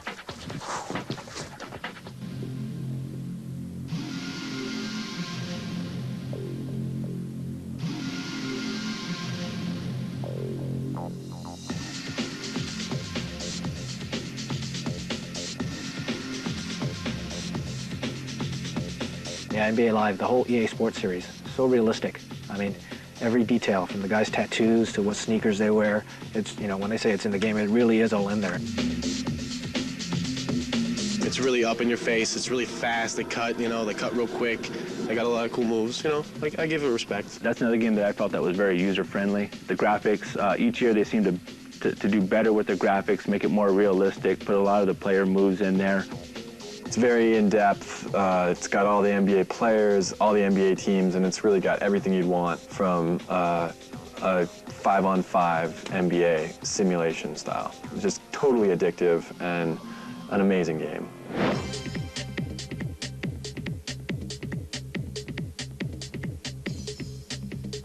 NBA Street is the best basketball game of all time. Honestly, I mean, the fantasy element, the game breaker dynamics, excellent camera work, great character customization, attributes, the RPG element, all of it together is a recipe for an awesome sports game. NBA Street's cool because you get to see players playing outside of the court, you know, where they're like gods of the playground. It's pretty cool. There's a lot more, you know, opportunities to trash talk and, you know, a lot more, you know, flair to it. So I think that makes it more interesting. You sit next to your buddy on the couch and, you know, just makes it a little more exciting. In Filter Face-Off for the two top games, I'd probably go with Street. That's a little bit more my style. I like it because it adds something different than just regular basketball. The polls are closed, the votes are counted, and the best basketball game of all time is the Street Series.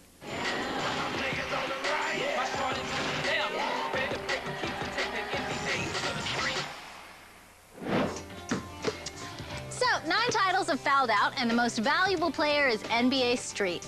That wraps up this episode of Filter. Remember, the opinions expressed on this show are yours, not mine. So make your vote count on future episodes by logging on to the Filter show page at g4tv.com/filter. Until then, I'm Diane Mizota, and I'll see you at the next pickup game.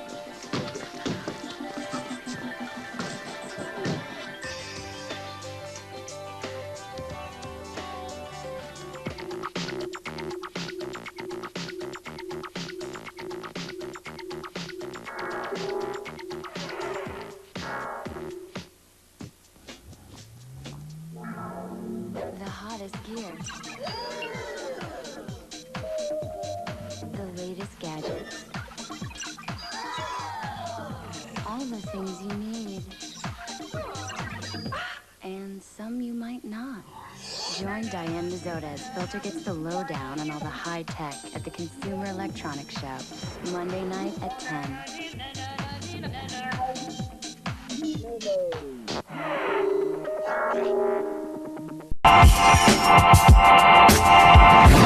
Stay tuned. Filter next. Do you remember where you were on 99.99? Did you ever think a fighting game could be so addictive, or that a polygonal blue hedgehog could look so good? Dust off that old white console, because it's time to count down your favorite Dreamcast games right now on Filter.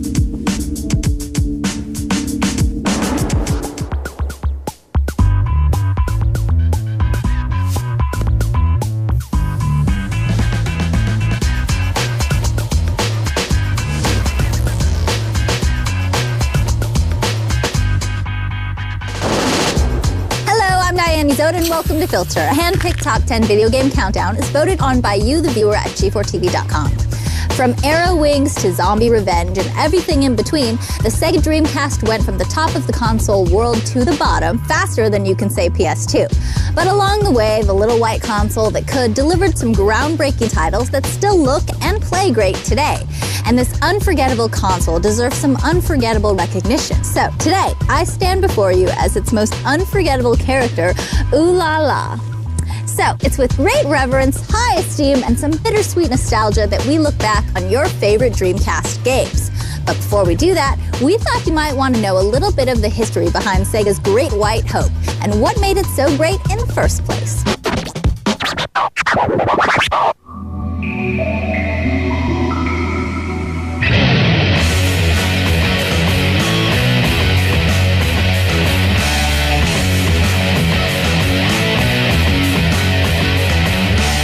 The Dreamcast Dreamcast was a Sega console that was put out in the late 90s. I thought the system was going to do really well. I was really excited about its release. It had really good hardware for the time. It was Sega's next big console after the Sega Saturn. The Sega Saturn was a miserable failure for Sega, and they really wanted to get back into the race, so they put out the Dreamcast way before any of these next generation systems came out. Unfortunately, they might have been a little bit too early. It came at a sort of awkward time and right before the release of PlayStation 2, so unfortunately it didn't build the fan base that it could have. It kind of has a special place in a lot of gamers' hearts because there were a lot of great games for it, a lot of very, I guess you could call them gamers games. It wasn't selling as well, I guess, as the other platforms. Because some of the other consoles were doing better, they could make more mediocre titles, and lots of them, but the Dreamcast had this small library, and a lot of the games were actually really excellent and original.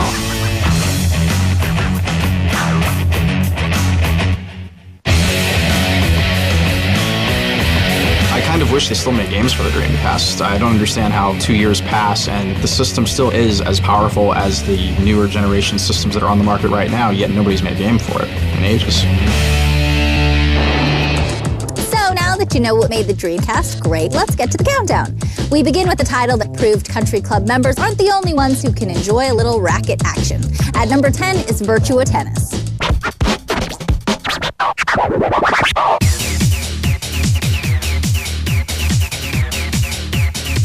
Virtua Tennis is a fantastic game. It's basically simplicity defined. You know, it's you just move the joystick, press one button. It's about as simple as tennis is itself and just as complex. Usually tennis games were kind of limited in terms of movement around the court, but with Virtua Tennis, it's not like a basic Pong type game or a ping pong type game. I mean, it actually required a great degree of skill.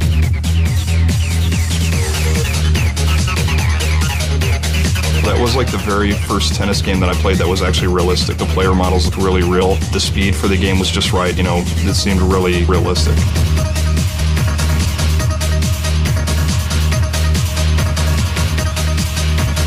Virtua Tennis is by far the best tennis game I've ever played, genre breaker.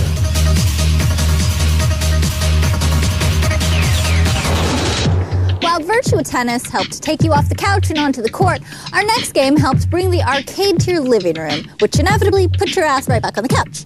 For that faction of the population who enjoys hunting the undead, House of the Dead 2 is for you.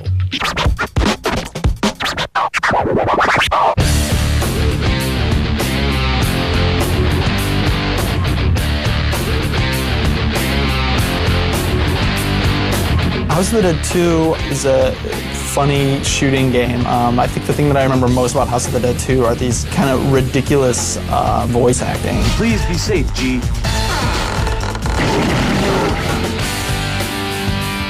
It was a very fast-paced game, but it also had some really amusing dialogue. I don't want to die! The voice acting was terrible, but that made it cool. It made it funny and fun. Unfortunately, House of the Dead 2 came out right after the Columbine shooting, so Sega was like, you know what, we can't release the gun. There's no way we can release the gun peripheral. Of course, everyone went ahead and bought the import version so you can use a light gun.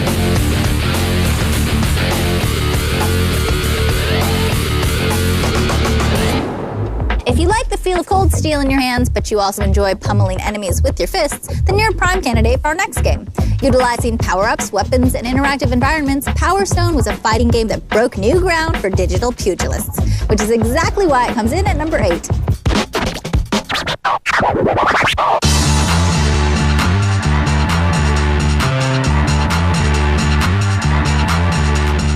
Power Stone is probably my most favorite game from the Dreamcast library. It's sort of classic Capcom stuff.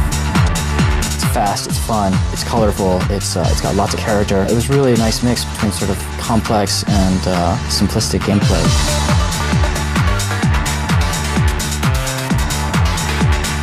Power Stone is a cool type of game that's a 3D fighter, but for up to 4 people, and throwing not just punches and kicks, but also throwing items, and you have to watch out for things in the environment attacking you and all sorts of stuff. It was a crazy fighting game. I mean, you could throw stuff around and throw stuff at each other, you know, even throw each other. And it's probably, in many ways, it could also be seen as kind of a precursor to Super Smash Bros.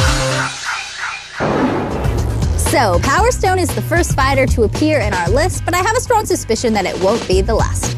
Anyway, we need to take a break, but when we come back, we'll continue our countdown of your top 10 Dreamcast games of all time, and we'll see what some Dreamcasts have been up to since retiring.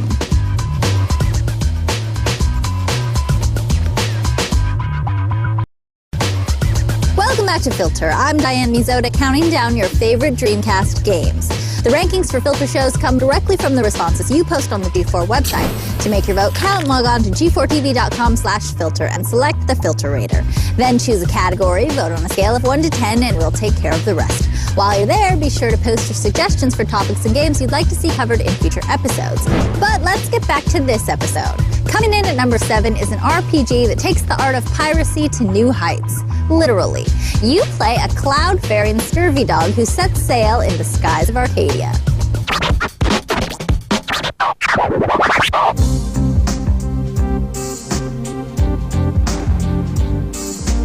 Skies of Arcadia was a huge RPG for the Dreamcast, and a lot of people, when they think of RPGs, they think during that time it was either a 2D thing or it was a kind of a polygon, characters with pre-rendered backgrounds, but this thing was all full poly 3D, so a lot of people got a real good taste as a different kind of RPG, and it was so popular that it also moved into the GameCube.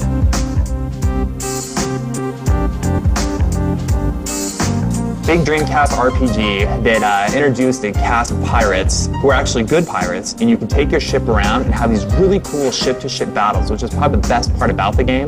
And you were always flying from like floating city to floating city, which is pretty much a standby in most RPGs. But this game, just the scope and the scale of it was so grand and cool that it made it really different and fun.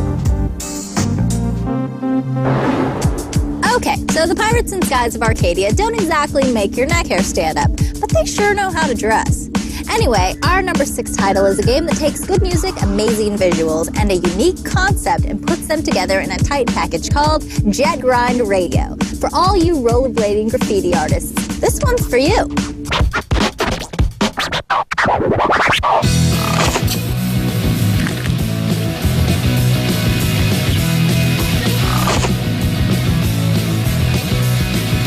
Jet Grind Radio was probably one of the first games that put cell shading onto the map. It had a really cool art style. It had a unique combination of gameplay, and that whole graffiti thing and the look of the game really complemented each other.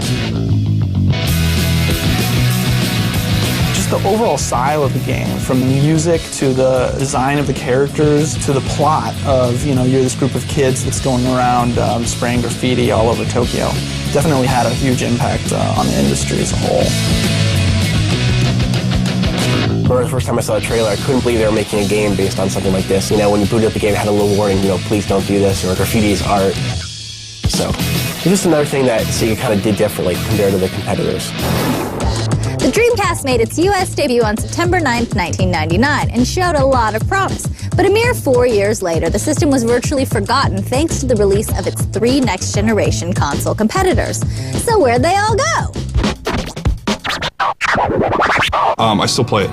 Yeah, so I don't miss it too much. It's sitting in the closet right now, but I still play it out every once in a while. My Dreamcast, I have actually like 4 or 5 of them in a box in my apartment, sitting away, disused, covered in dust, unfortunately.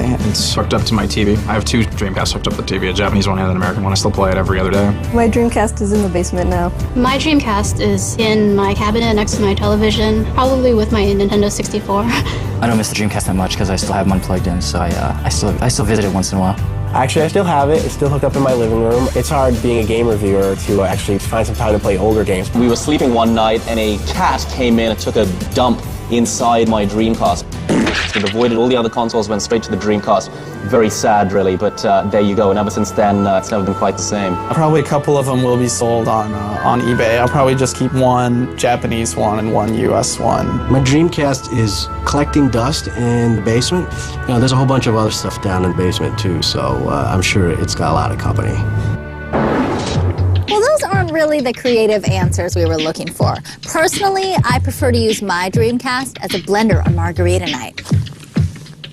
Okay, we're about to break into the sweetest 5 presented by Juicy Fruit, so let's get to it. Phantasy Star Online was the first console RPG to take the action online, and it comes in at number 5. Check it out.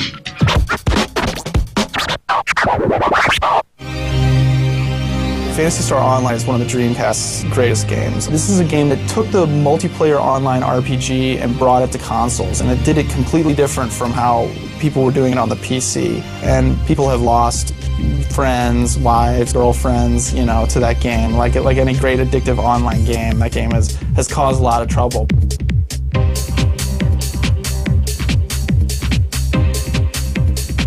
Like, just to give you an idea of how addicted I was to this game, the power went out in my apartment. And my apartment had two different separate fuses. The refrigerator and one light was on one, and the entire rest of the apartment was on the other. So the entire rest of the apartment, I lost power. I unplugged the refrigerator, like dragged my TV and Dreamcast over into there and plugged it in just so that I could continue playing. Because there was no way I was gonna stop playing Phantasy Star Online. While the seminal sitcom from the 70s, Taxi, put a human perspective on cab drivers, it wasn't until Crazy Taxi came to the Dreamcast in 2000 that people realized how much fun being a hack could be. And that's exactly why it comes in at number 4.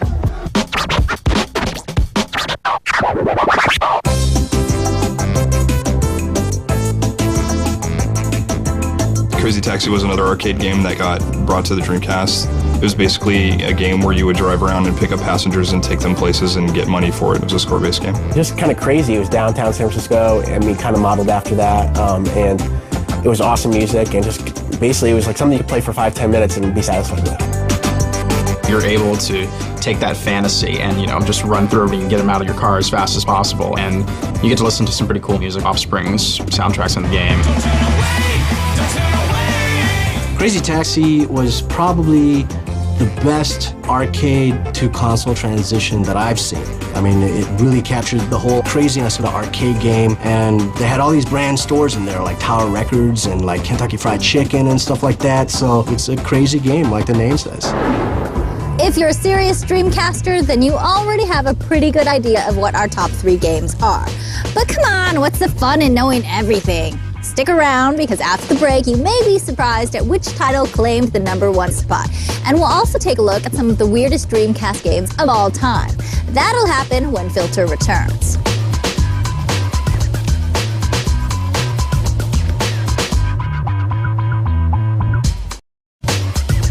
Welcome back to Filter. I'm Diane Mizoda, counting down your favorite Dreamcast games of all time. With 7 down and 3 to go, let's review where we've been so far. Virtua Tennis serves up the winner and aces the number 10 spot. House of the Dead 2 brings arcade action to the living room and occupies 9th place. Fighting its way into the 8th slot is the melding of fisticuffs and fine jewelry, Power Stone. Skies of Arcadia takes to the clouds and flies into the number 7 slot. Vandalizing the competition at number 6 is Jet Grind Radio. The world's first online console RPG claims the 5th spot in the form of Phantasy Star Online.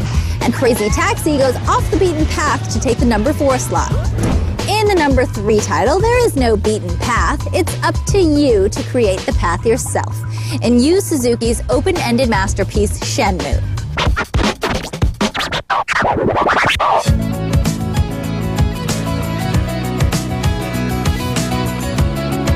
Shenmue is still incredibly controversial game. You either love it or hate it. It was an interesting game. I think it was a little bit too much like real life. Sometimes the dialogue was a little crazy and you didn't understand because of the translation. What do you know about the incident? The incident? Yes. What do you know about the incident? You should ask the old lady. Ask the old lady about the incident. The day of the incident. The day of the incident? So it's really stunted, long-winded dialogue where I'm just like hitting the button like, okay, let's go, let's find the old lady now.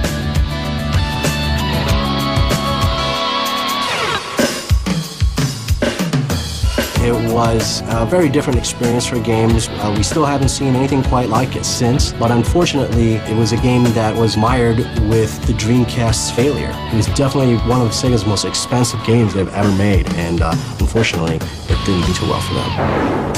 Shenmue was unusual in that the game's environment was completely interactive. While Shenmue was different, the Dreamcast also had its share of flat-out bizarre games. But which ones were the most bizarre? Dreamcast had tons of cool, weird games. Sega's known for their classic foil. My favorite one was Samba de Amigo. It had crazy cartoon monkeys. My personal favorite would be Choo Choo Rocket. Choo Choo Rocket was the first console online game, I believe. It was created by Sonic Team initially internally as an experiment for Dreamcast's online connectivity, and they decided to release it as a game in itself. Another one of my favorite ones was Typing of the Dead. You could use the keyboard and basically play House of the Dead, but instead of shooting, you had to type out a sentence quickly enough so you could shoot the zombies. Space Channel 5 was another pretty bizarre offering from Sega. It was basically a music game, but it featured Ooh La La swishing around like a model, so this is really quite like nothing that team had done before. Well, definitely the most bizarre Dreamcast game, without a question, is Seaman. Came packaged with a microphone, and basically the idea was that you nurture this bizarre underwater creature and eventually developed a relationship with it. Ask him how his day's going, he'll ask you how your day's going. So basically corresponding with a fish. And so eventually it would sort of make these sort of unnerving observations about your life, or ask you why you weren't home at the regular time and stuff like that. That pretty much takes the cake in terms of bizarre, though. Okay, we've reached the point in the show where you determine the #1 Dreamcast game of all time. So are you about adventure, or do you believe in soul? Sonic Adventure followed the exploits of the world's most famous blue hedgehog after his 128-bit facelift. Although the game stayed true to its platforming roots, it marked the first time Sonic had ever appeared in the third dimension. Soul Calibur was the killer app of the Dreamcast launch, and even today it still wows anyone who sees it. But which of these Dreamcast launch titles is the best of all time? The only way to find out is to check out the Filter Face-Off.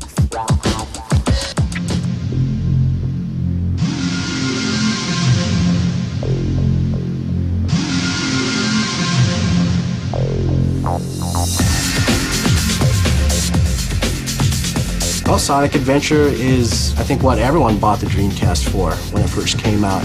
They wanted to see Sonic in full 3D.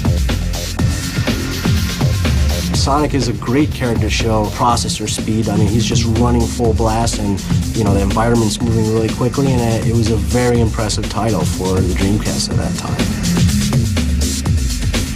Oh, that game was sweet. Sweet graphics, sweet levels, especially the courses. Most of the loops and stuff they have on it, so it makes it fun. It was just fast and furious when you played the Sonic character. You could play as other characters, you know, from the series. Just kind of a fun game. Some people didn't like, you know, the open environments, kind of the adventure part of the game, but I thoroughly enjoyed it.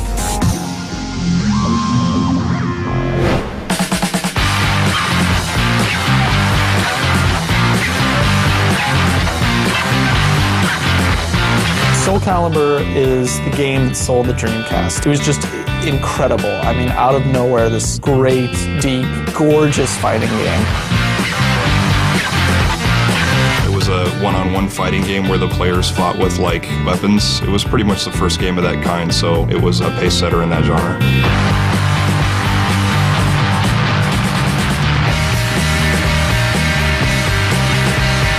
In a certain sense, I think the original Dreamcast version of Soul Calibur was more impressive than the sequels that came out last year for PS2, Xbox, and GameCube.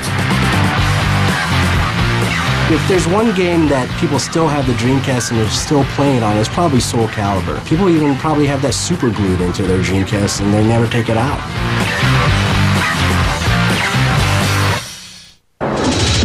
You'd be pretty hard-pressed to find someone who doesn't agree that these are the top 2 Dreamcast games of all time. But only one can be crowned the champion, and based on your votes, the best Dreamcast game of all time is Soul Calibur.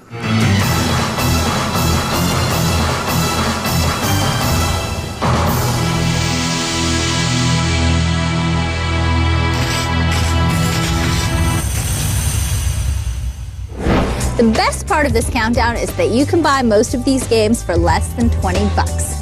Well, that wraps up this episode of Filter. Remember, the opinions expressed on this show are yours, not mine. So make your vote count on future episodes by logging on to the Filter show page at g4tv.com/filter. Until then, I'm Diane Mizoda, and I'll see you next time.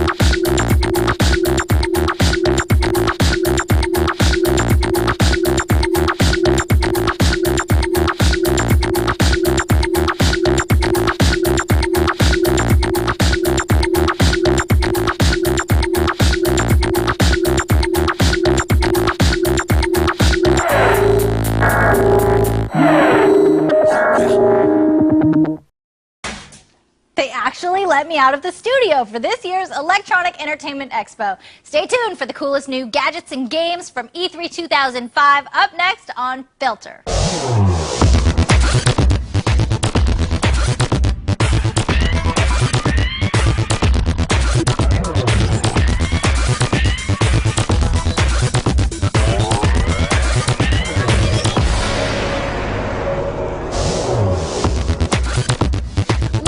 Filter's 21 light gun salute to the best of E3 2005. I'm Diane Mizota, and this year's show was the most exciting ever. We fired up the Filter Radar for your votes on the year's most anticipated games and gadgets.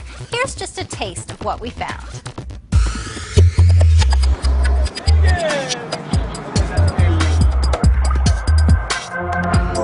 It's a great big convention. There's so much stuff to do. I'm here to see everything. I mean, I'm really excited for the show. It's my first E3. I cannot wait till they open the door so I can go rush to see Zelda. I need to play Rainbow Six like crack. I want to see the new Xbox. The next generation of consoles. Since Revolution 360 and PlayStation 3. New platforms. The year that they announce these are always fantastic. Close to nerd heaven, not quite in yet. Oh, show started. Gotta go. And there's tons of games around here that are awesome.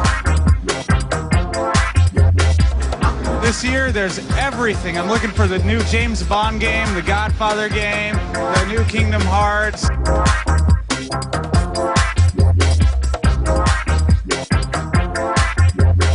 I want to know more about the next-gen systems, of course. I'm looking real forward to the new systems. There's so many sexy men here. The Filter's my favorite show. I watch it every day.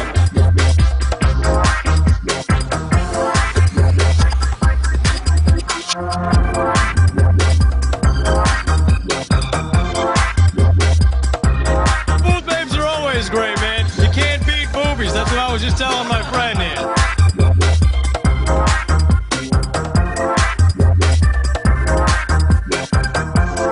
The movies are great, too.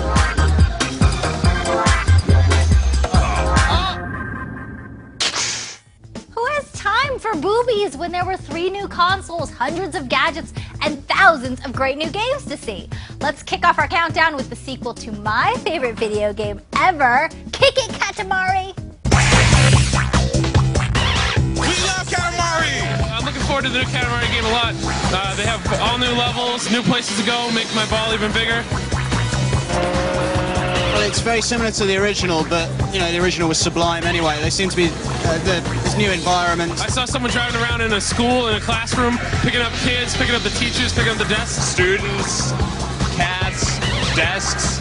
It's faster, and you have more items, and it's, you have more levels. It's very nice. I'm looking forward to the co-op, definitely.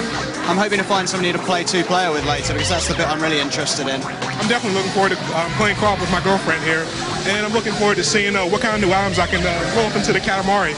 I love Katamari. Call of Duty 2 coming in at number 9. Well, I'm a big fan of the first Call of Duty, and the second one is awesome. The graphics are amazing. I mean, it's something really cool, a big step forward from the first Call of Duty. They have a lot of specific animation for specific sequences that really add a lot of characteristics to the game. Well, the graphics may not be next gen, but it's really intense, really amazing. Really make you feel like you're there. When people get shot, they can do there's different reactions to every death. Yeah, putting you in the moment of like being in a battle. And in multiplayer, who knows? Of course, it doesn't matter the location because I'm down for killing people anywhere. Hey, Kingdom Hearts 2, number 8 on my list, man. Seems pretty interesting. It's a big improvement over the last one. They updated the graphics a lot. Right now, I'm just fighting this boss. It's a completely different move style. Like the controls are completely different. It's really cool, actually. Well, I think the graphics have been improved greatly from the original. I also think the camera angles are a bit more fixed. It doesn't move around as much. Kingdom Hearts 2, it's got Auron in it. What the hell else do I have to say? Auron's freaking the best character from Final Fantasy X. What the hell else do you want, man? Overall, I would say I'm much better than the first one. The gameplay actually feels a lot faster right now. There's a lot more stuff you can do, actually. I'll give it a high 10. I'll give it that. Even major movie studios got in on the action at this year's E3. Steven Spielberg gave gamers a sneak peek at his big summer sci-fi flick, War of the Worlds. We sent tech reporter John Walsh to the scene in the hopes that he'd get abducted. This used to be such a quiet neighborhood, and then the Martians landed. War of the Worlds opens everywhere June 29th. I'm at the War of the Worlds house at E3 to get to the bottom of this anal probing business. These aliens are constantly probing our anuses. What's that about? It's the easiest way to get in. No, I can think of a lot easier ways. Why do aliens probe our anuses all the time? That's a good question. Actually, studies show that about 10% of the abductees kind of like it. Not surprising. Is that a Scientology thing? I think so. Yeah. Right on. Yeah. Come into my church and let me hook you up to this machine. Never happened to me. Wow, lucky Never. Man. I was abducted by an alien once, and he probed my anus. He said he was an alien. I don't know. He never calls. There are a lot of things I'm sure they're trying to learn. Yeah. And, maybe they just think it's funny. Maybe calculus. He said he'd call. This is estimating 200 data in his tweet. Here, right now. This is when my anus gets probed. I can just smell it. Well, that's it from the War of the Worlds house here at E3. Watch for War of the Worlds in theaters everywhere, June 29th. Now, hey, all you nerds, get off my lawn! Good work, John. I knew you'd get to the bottom of that story. There's lots more Filter's E3 special coming up, including a look at the new Final Fantasy and highlights of my day getting down with my peeps, the geeks. Stay tuned.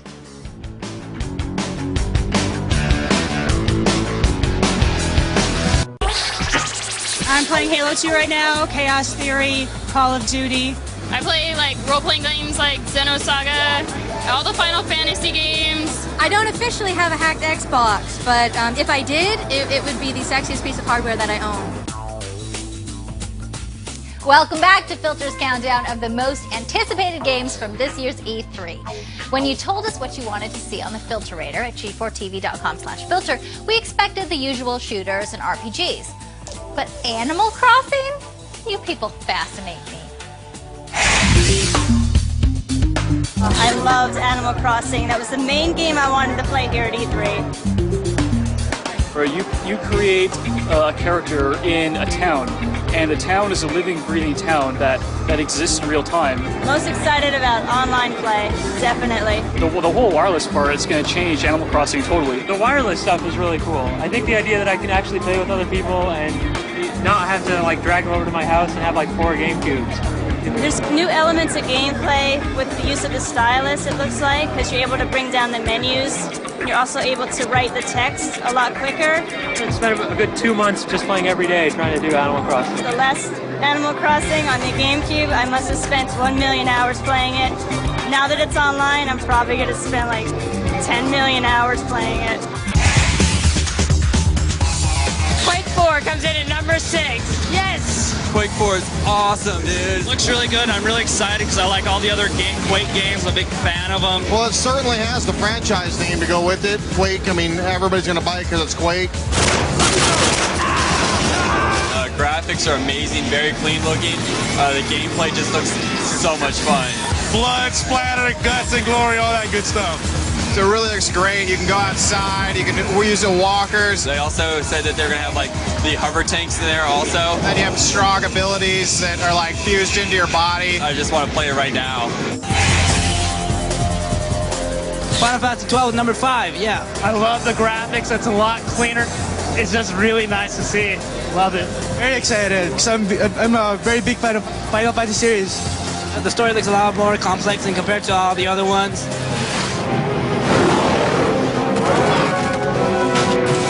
Oh man, the graphics are crazy. I wish I saw more gameplay, but I mean, like, I love the CGs on that. It was crazy as hell. Every time the Final Fantasy series come out, the whole new story about the twists and turns and everything, that's what's most exciting about it. If they go back to like how it was in 7, like I hope it kind of does, that's what I kind of want to see on that one. I can't wait to see Final Fantasy 12. That was some good G4, yeah!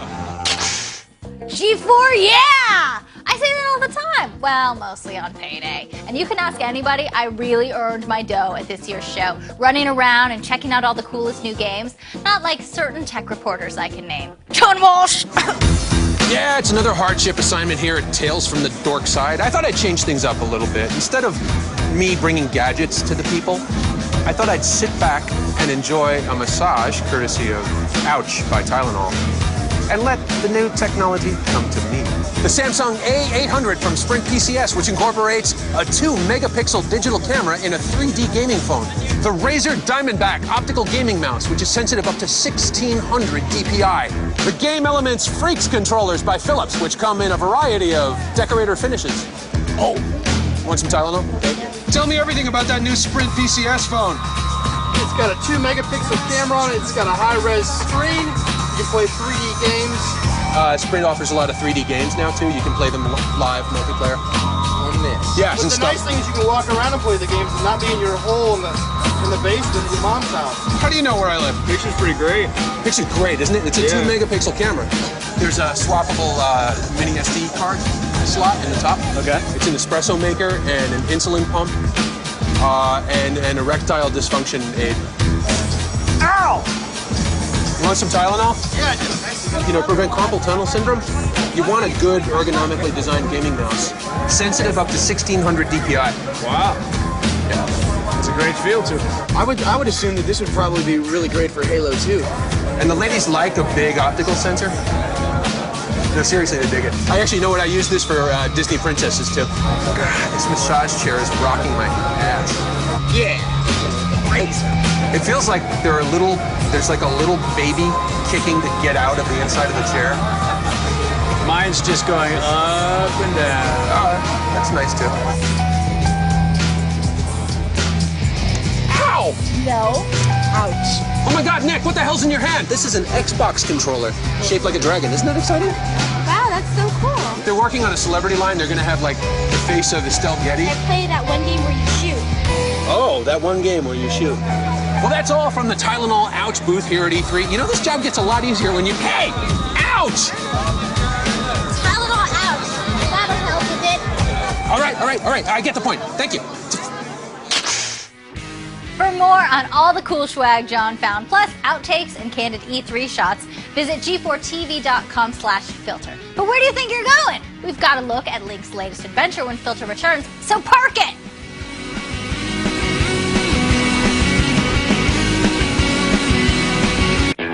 What would nerd me on? Well, obviously the PSP. I'd say if I got a PSP, I'd have to change my pants. Yeah. Oh, my nerd-ons! Oh, my controller whispers secrets to me. If guys don't ask me to play with them, I get kind of upset. But when they do, let me tell you. Welcome back to Filter's Nerdalicious countdown of the most anticipated games and gadgets from this year's Electronic Entertainment Expo, where some games made a bigger splash than others. Take this title, which comes in at number 4. Legend of Zelda Twilight Princess at number 4. Legend of Zelda right now is going to be the best game this year. It is that damn good. Zelda's the best game at this conference. It dominated. Stood in line for an hour to see this game. I think the direction they've gone with Zelda is the direction they should keep going with Zelda. I'm especially amazed by the horse battles. I just did battles on horses, did battles in villages. I did a dungeon, I used new weapons, which was absolutely amazing. I really like the new look of Link. It's different, but it's still cool. It's much more mature than the previous Zeldas, I can tell you that. Graphics, gameplay, I think the adult feel gives it a better appeal. Makes it feel more serious, like epic. It's everything you could have hoped for and more. Legend of Zelda Twilight Princess may be number 4 in your book, but with me, it's always going to be number 1. Xbox 360 comes in at number 3. The Xbox 360 is phenomenal. For starters, the Xbox Live transferability with your old Xbox account, I think that's awesome. It's an amazing machine. I love the wireless controllers. I think it's a cool system, you know. I want to try to play it. From what I've seen early on G4, the graphics look pretty nice, and I can't wait to try it out. The thing that I'm most surprised about is the graphics. I mean, they're really blowing me away. They look terrific. I can't wait to play it. Well, what I've heard about the customizability is that you can change the faceplates, change the different colors. Everyone wants to have their own custom thing, you know. I think it's going to work well, and a lot of people are going to want to get the different faceplates for the Xbox. People will want to have, you know, one machine that'll play movies, it'll play games, they can view their pictures. I mean, it's really convenient. It's basically a whole new machine. Xbox 360 number 3, yeah! Anybody from a hardcore Quake freak to a weekend Madden fan would have a great time at E3. But what makes it really special for me is it's the one time all year when they actually let me out of this studio. I wanted to make the most of my visit, playing new games, checking out new consoles, and most importantly, meeting as many of you Filter fans as I could. Here are some highlights. Good morning! Hi, so we're here at E3. We're gonna talk to some fans, sign some autographs, hang out, and just see what's going on. Come on. Hey, good morning! Hey, how are you? Good, how are you? Good. Can you do me a favor, get me coffee real quick?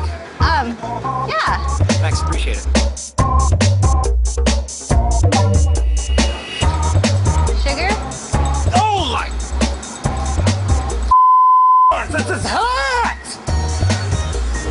I'm gonna go get my makeup on, so maybe then you might recognize me, because like this, not so much.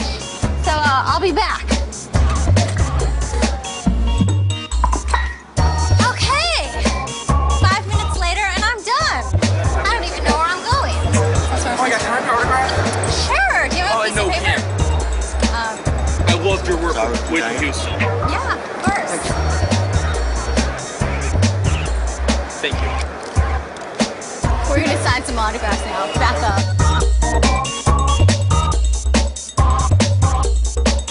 Wait, where did you get this? I got it on eBay. It was $8,000. Please, Diane. All right, there you go, thanks. Bye. You're welcome. Just, we're done with the autograph signing.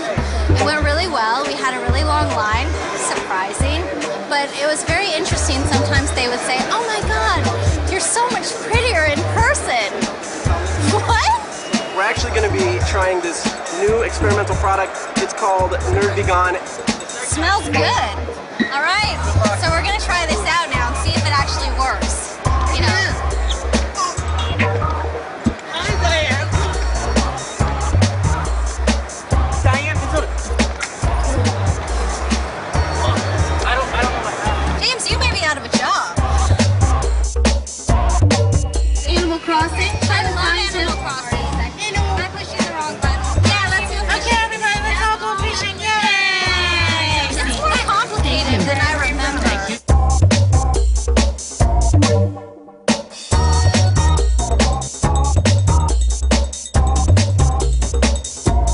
It's been a long day here at E305, but I think I saw just about everything, and it was amazing. Okay, which one of you goons dug this up?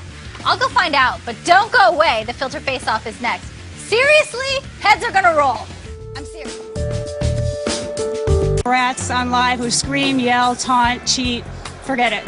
Annoying. Bad attitudes nerd me off. What nerds me off? Probably BO and Dance Dance Revolution. Lack of deodorant. That's it. Welcome back to Filter's hyper-nerdulent overview of the most anticipated games and gadgets from E305. Here's a look at what we've seen so far. I love Katamari. The sequel rolls its way into 10th. It was robbed! You answered the call again. Call of Duty 2 lands the 9 spot. Sora strikes again. Kingdom Hearts 2 is 8th. Double screens means double the Animal Crossing fun. The Nintendo Sandbox title comes in 7th. It's been just about 6 years, but Quake 4 shakes up the Filter scale to a 6.0. The only video game that has more sequels than a Jenna Jameson movie, Final Fantasy XII, is 5th. Link is all grown up, and he's all grown up. The Twilight Princess twinkles on number 4. You love the circle, jerks. The Xbox 360 runs circles around the competition and lands at number 3. Consoles were the big story at this year's show, so it's no surprise that the big three took top honors. I'm not about to step between Sony's new PlayStation 3 and the Nintendo Revolution. That's why God made the Filter Face-Off.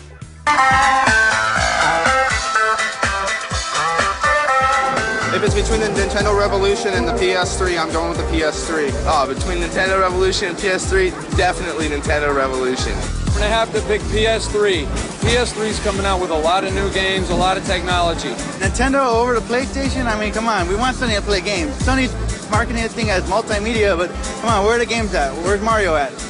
Nintendo all the way. Oh, PlayStation 3, no doubt, just hands down. I'm a hardcore PlayStation fan, so Nintendo's just lived to disappoint recently. I'm real excited about the Revolution because I heard that's also going to be online, and I heard that you can also play all the old Nintendo games on it. Backwards compatibility is great. We all know that. We love it. But we've also been doing it for years. They're called ROMs. The backward compatibility, a plus, big plus. I mean, I'm finally looking forward to being able to play games of yesteryear on the system of tomorrow. I would have to choose PlayStation 3. You know, it's going to have the franchises, the Gran Turismo, the Metal Gear, Grand Theft Auto, a new one of those. You can expect the regulars from Nintendo Revolution. I mean, they already said that Metroid was going to be on there, a new Mario, Super Smash Brothers. I'm not too disappointed about that there's nothing on the floor for Revolution. I was all just hyped up for Nintendo to do something, and then flat. I definitely think the PS3, with the look of it, curves over the top a little bit. I think all in all, it looks pretty sleek and more tech-like. I heard the Revolution's going to be real small, about the size of 3 DVD cases, they said. They still haven't even shown us the controllers yet, or the games, so Nintendo all the way, baby. Woo! I definitely think that, you know, even though it's really small, it's going to pack a huge punch. I'm joining the Revolution. And your #1 pick from E3 2005 is PlayStation 3. Dude, I can't wait for the PS3. PS3 rocks! I should take the Game Boy out of my hand. No PS3. PS3 is where it's at. PS3 rocks. It looks to me like it's going to be the most powerful system this next generation. Looks like it's going to be the one to have. Well, that's all for Filter's E3 special. I hope you enjoyed our sneak peek at the greatest games and gadgets coming your way this year. Tune in next week when we count down your favorite video game kills, and don't forget to vote on the Filterator at g4tv.com/filter. Until next time, I'm Diane Mizoto reminding you that character counts, but not as much as armor or hit points.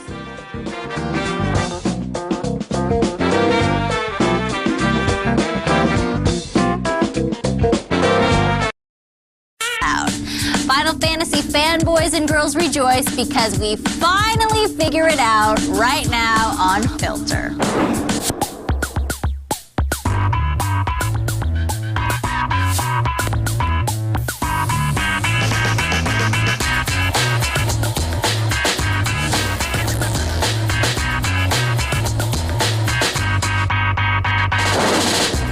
Welcome to Filter, a hand-picked top 10 video game countdown is voted on by you, the viewer, at g4tv.com.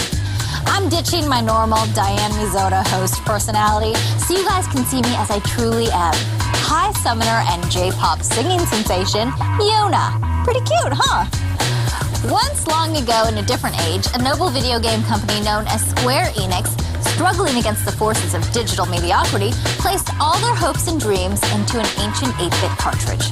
Crafting what they foresaw would be their swan song, the wizards at Square dubbed that game Final Fantasy. Nearly 12 titles later, the magic has endured again and again, invoking one of the most revered and successful role-playing franchises since the beginning of time. But what is really behind the rise of Final Fantasy? We gazed long and hard into our crystal ball to find out.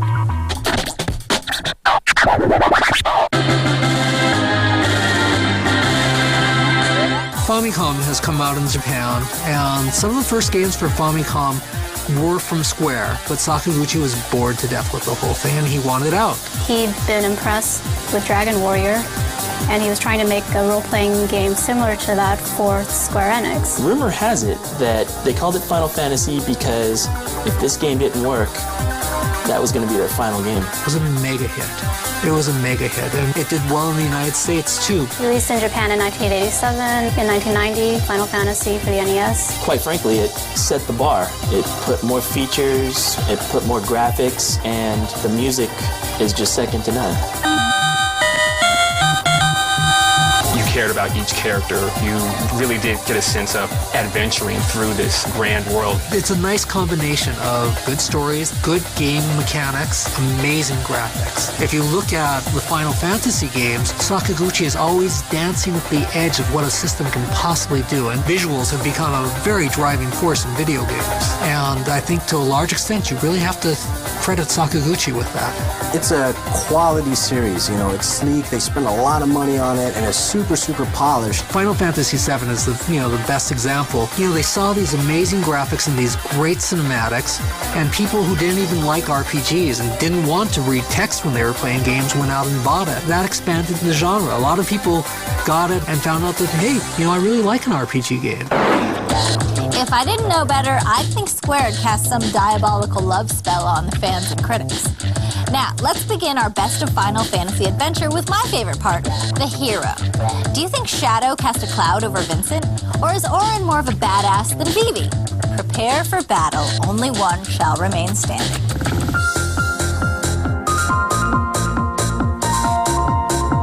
I think Squall really comes across as a kind of a dark hero, kind of an anti-hero in a sense. He wasn't really set on saving the world or really helping anyone. He just found himself kind of in a position to start to find out more about himself and start to care.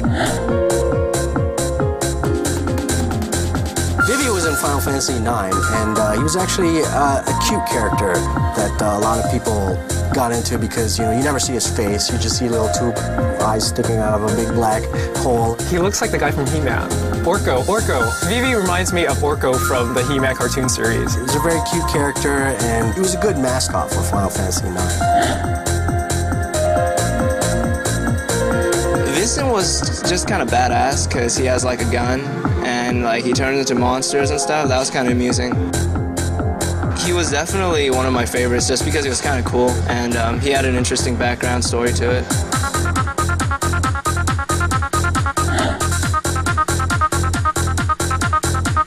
Auron for 10 was a really cool character because you can see that he never raises his voice. He always has his eyes behind his weird glasses. He always does this weird thing with his coat where one sleeve is sort of dangling there and he just sort of uses his arm to hide it in his coat, sort of like Napoleon back in his day. So he's a really cool guy. Cloud, he was probably the first Final Fantasy character, I think, that had his own dialogue. He wasn't one of those like silent heroes. He had sort of a more masculine soldier persona. Cloud is probably everyone's favorite Final Fantasy character. I mean, he defined the spiky blonde-haired character with the giant sword, and I think a lot of people are waiting for him to come back in Final Fantasy. I had a feeling you guys were going to put Cloud on top. I mean, the guy was pretty cute with that spiky hair and huge sword. And of course, every hero needs a hottie. But which heroine will become queen? Can Yuna summon a victory? Or will Lulu's endowments win big? Be vigilant and all will be revealed.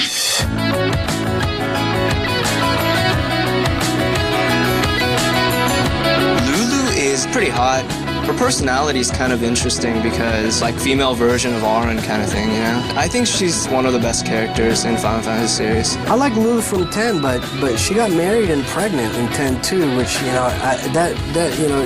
of docks points right there. Yuna from 10 is one of the most popular modern Final Fantasy characters to the point where she ended up being spun off into her own RPG. She's a very serious girl. She never really opens up her emotions. But as the game begins, you can see her gradually opening up and becoming, you can sort of see the womanliness in her inside grow out as her love for the main character grows.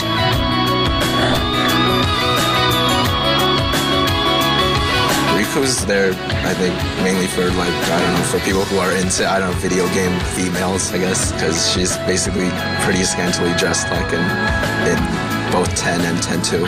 So I guess that's why people like her. And she's kind of like airheady.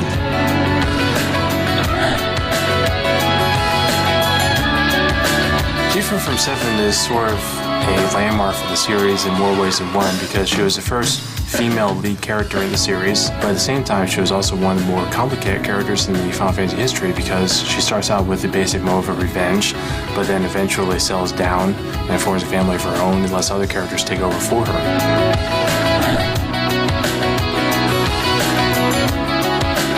I think the reason why Aerith is so popular is because she dies in Final Fantasy VII. And a lot of people they get distraught at that moment in the game. You get kind of just devastated, like, oh man, I can't believe that, they did that. Obviously, you're in a fantasy world. You're like, oh, she's gonna come back to life, right? And it's gotta happen, but it just never happens. I've never seen more people care about a female character who died in a video game than Aeris. I wonder if I have what it takes to be a Final Fantasy heroine. I mean, I could see myself vanquishing the forces of evil, saving the world, and still getting home in time to change the cat litter. Or maybe I'll recover from my delusions of grandeur by the time we get back from the break. Because when we return, we'll see who you guys summoned forth to help you fight the good fight against some of the meanest boss baddies to ever creep their way into a Final Fantasy game. You're not going to want to miss this.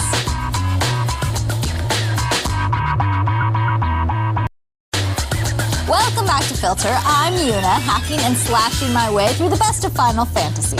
The rankings for Filter shows come directly from the responses you post on the G4 website. To make your vote count, log on to g4tv.com/filter and select the Filterator. Then choose a category, vote on a scale of 1 to 10, and we'll take care of the rest. While you're there, be sure to post your suggestions for topics and games you'd like to see appear in future episodes. Did your Moogle flip-flop the first time you saw Leviathan summoned? If it didn't, you might want to check your pulse, because the summon attacks are some of the most transcendent eye candy experiences in the Final Fantasy universe. But which one will conquer all? Let's find out. Ifrit is probably one of the coolest summons, both in 7 and in 10, because the way he just sort of pops out from under the ground and completely looks like the biggest badass you've ever seen, even though chances are you get him relatively early in the game.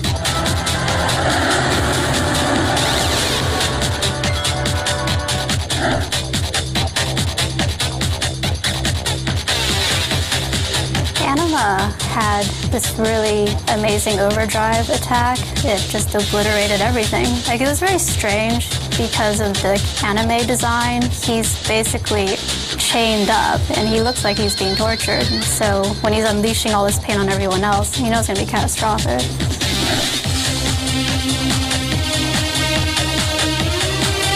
Shiva's gorgeous. She's the Ice Queen. What more can you say about that? You know, Shiva has improved over, countless Final Fantasy games, and all of her summons are very dramatic and very dynamic. They're so soft, yet she has so much power behind them.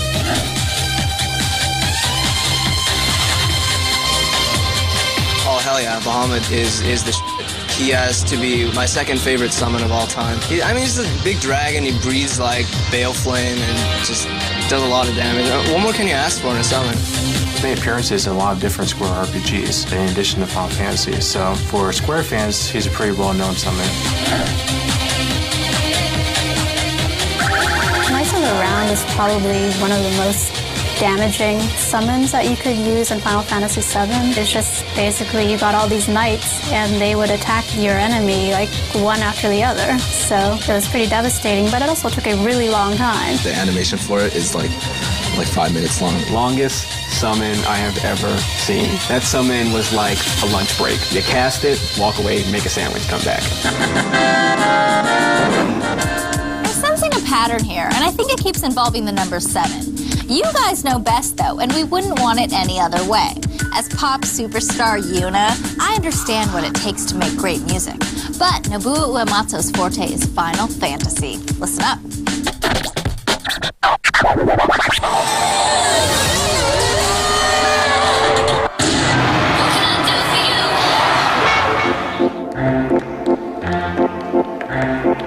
My inspiration for the music in the Final Fantasy series was to draw from my long love of classical music.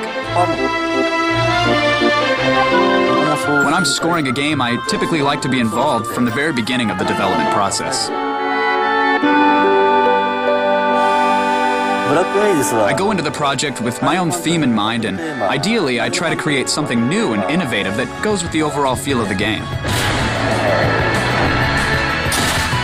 I want people to look back in 20 to 25 years and feel the same adoration for Final Fantasy as they did when they first played it. The fact that I've introduced a new generation to the music I love brings me great joy. Talking about music is so stimulating. Maybe we can do it again sometime.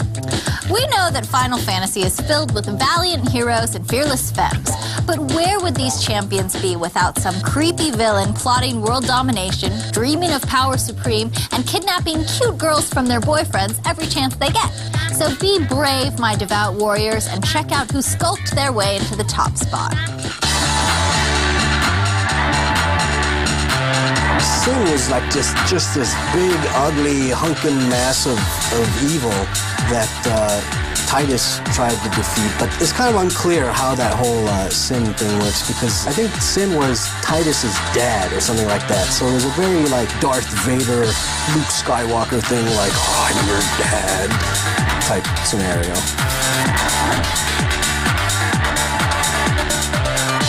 Edwin Resist is among my favorite villains ever. Mostly because of his laugh, which is sort of contracting, which is like that, which was really amazing for Super Nintendo technology. My favorite quote from him is, "This is terrible. You sound like chapters in a self-help book."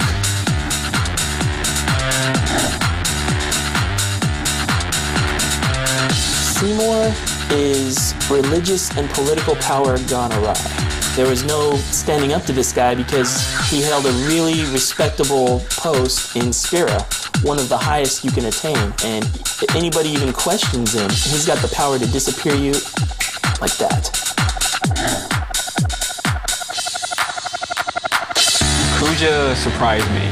I really liked the transform of Kujamura because it was something fantastical about it. He didn't look threatening, but he was just brimming with power, and he was very elegant. He was threatening. He was a power.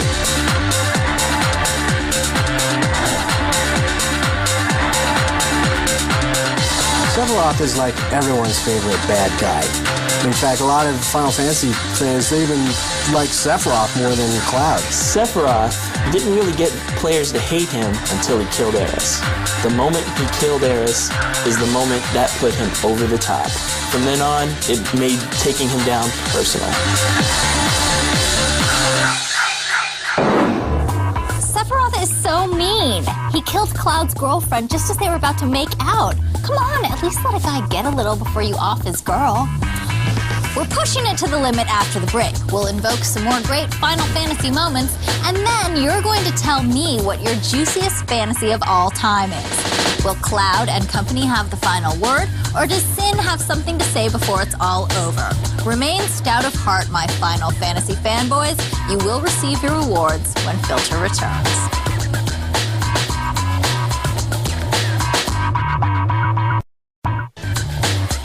Welcome back to Filter. I'm Yuna, the host formerly known as Diane Mizoda, and we're leveling up through the best of Final Fantasy. As our quest for the best ventures forward, the ultimate crusade of all time nears its finale. With so many remarkable games in the series to choose from, which one will reign triumphant and take the crown as the most popular Final Fantasy? Patience, fantasy fans. First, let's praise the victors so far. You gave Cloud the silver lining by voting him best male lead character. Aeris has been resurrected into the top spot as your favorite female lead. He's evil, evil! You summoned Sephiroth as the most devious boss baddie ever. And speaking of summons, you guys picked the Knights of the Round as the most spectacular summon attack of all time. Before we prepare for the final battle, we wanted to find out what the future holds for Final Fantasy. The series has been a huge hit with gamers, almost as long as it takes to breed a gold chocobo. But does this franchise have enough cure-all to keep it alive and kicking for years to come? We asked, and you told.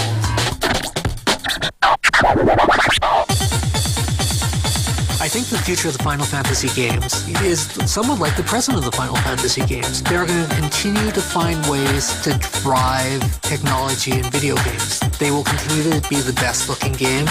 It's going to look more like reality, more like you're watching a movie as you play it. I think the series is just going to get more immersive, probably bigger. Pushing the boundaries of what they've already set standards for, creating a more compelling story. They found they can expand the storylines now with Final Fantasy X2. People like Final Fantasy X enough that they wanted to see more of it. Improving gameplay, definitely. I'm sure they'll go somewhere around that. Refining the battle system so maybe it offers something for the casual gamer to play, but also the guy who's the hardcore Final Fantasy nut. I personally would like to see things like male leads who really do convey a sense of purpose. I think we're going to see an online version of Final Fantasy along with a single player Final Fantasy, and that series is just going to keep going and going and going. The final Fantasy experts have spoken, and from what we just saw, there are plenty of hardcore devotees to keep the gale rolling in. We charged you with the task of seeking out the fabled Final Fantasy. Out of so many games, each a treasure in and of itself, which one will prove its worth and wear the crown? The challengers have stepped forward and their blades have been sharpened. The tourney begins for the Sweetest Five, presented by Juicy Fruit. Final Fantasy I really introduced a lot of people to role-play games in the first place. It introduced the idea of, walking around this big countryside and the whole storyline and the more turn-based battle sequences as opposed to, like, Legend of Zelda where you were fighting in real time. For the time, it was really impressive because it had a really good story compared to other RPGs at the time, and you were also able to customize your party to extents which were never seen before. Final Fantasy VI was, when that game first came out, I got it, and I don't remember sleeping that night. That game was ridiculous, just in terms of everything, the story, the level of involvement, the characters were awesome. Just everything was stepped up, Just the intricacy of the game was just ridiculous.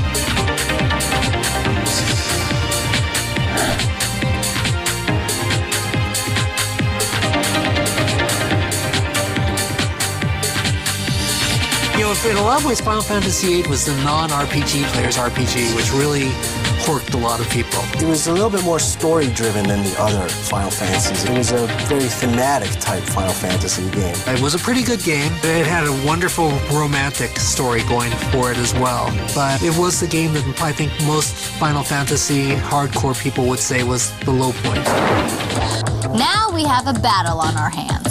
According to you guys, the best Final Fantasy games of all time are Final Fantasy VII and Final Fantasy X. But which one has the magic to claim the #1 spot? Does 10 have enough Phoenix Down to keep it conscious? Or will 7 make a clean sweep and capture the #1 spot? Get ready, because this ain't Blitzball. It's the Final Fantasy Filter Face-Off.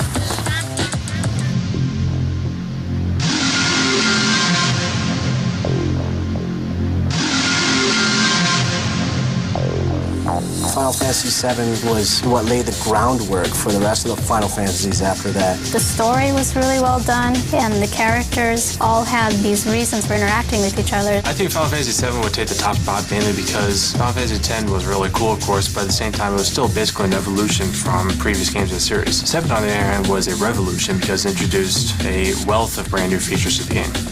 10 was the first game on the PS2. It sort of set the standard for what Final Fantasy is going to be for pretty much the near future. Most of the scenes were now done in real time, and everything looked a lot better. And also really concreted Square's role in the industry as graphics pioneers. I think that's how it's going to go in the future. Just, it's just like a whole new kind of involvement and a whole new type of entertainment. Historically, you'd probably want to give it to 7, but just based on graphics alone, you'd have to go with 10.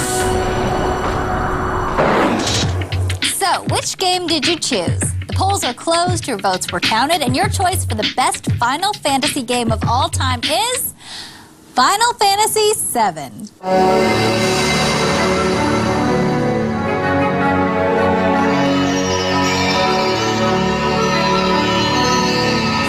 All hail 7. But could someone please explain that ending to me?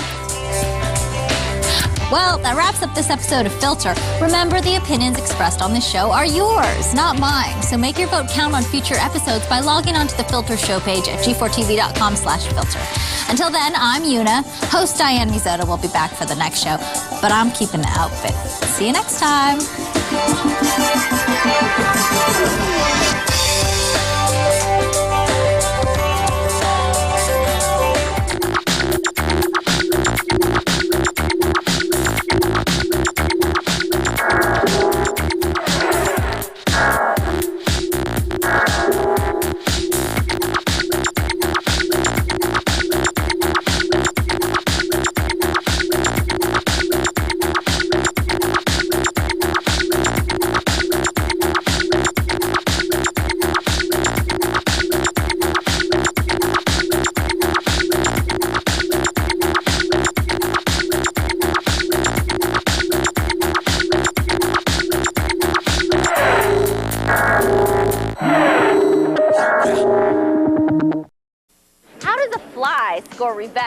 Why did the chicken cross the road? And what kind of adventure lays an egg?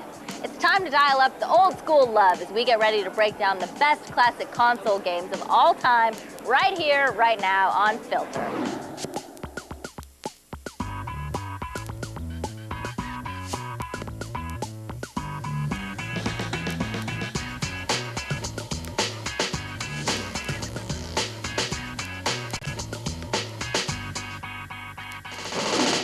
Hello, I'm Diane Mizota, and welcome to Filter. A hand-picked top 10 video game countdown is voted on by you, the viewer, at G4TV.com. Everybody remembers their first time, and whether it was an Atari 2600, Intellivision, or any one of a number of old-school home consoles, the day you finally got your hands on one is the day that your life would change forever. And although the classic games that dominated your early days of play are now nothing more than sweet pieces of nostalgia tucked away in the happy cracks of your brain, their importance will never be forgotten. That's why today we're here at the Classic Gaming Expo in Las Vegas, so that we can pay respect to the games that got us started. But before we get started on the countdown, let's hear a few people reminisce about the good old games.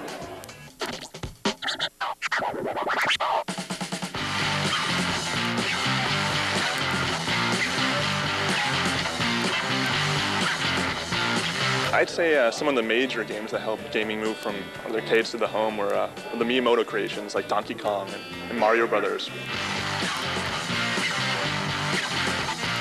You could say that coin-op conversions were the thing that helped games move from the arcade to the home. But there were some games that stood out, I think, games that were not really coin-op conversions, but games that stood on their own and distinguished the 2600. Went to Atari with the idea of building a device to connect to your home TV that would let you play the arcade games in the home. And that first game was Pong.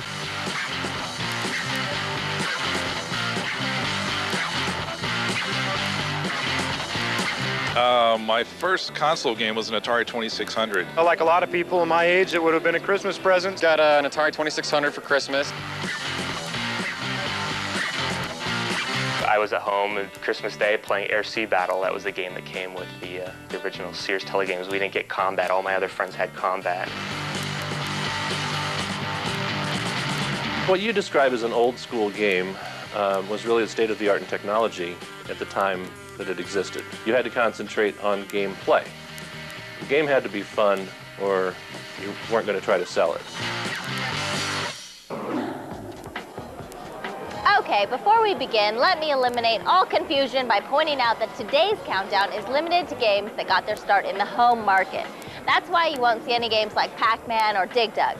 You will, however, see games like Mega Mania. Matter of fact, you'll see that one right now because the Space Invaders style shooter starts our countdown at number 10.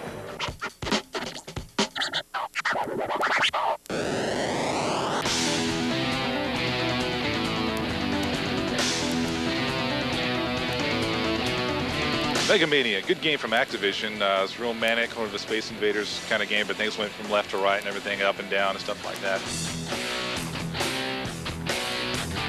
What really made the game unique was that the objects on screen were common items that you may encounter in your daily existence. So we're talking like flying bow ties, flying tires, unusual funny objects.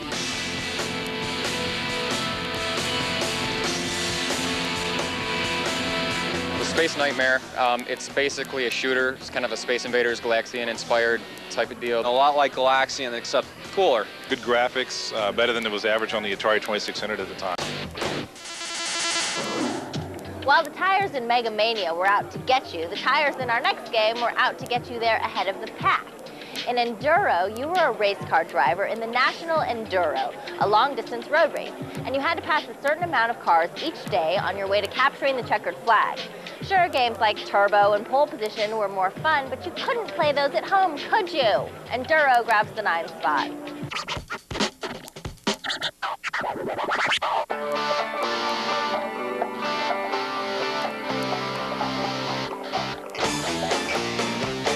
Enduro, good racing game, smoother graphics and scrolling and everything than the other driving games for the 2600. And of course, traditional Activision style was high quality, good gameplay.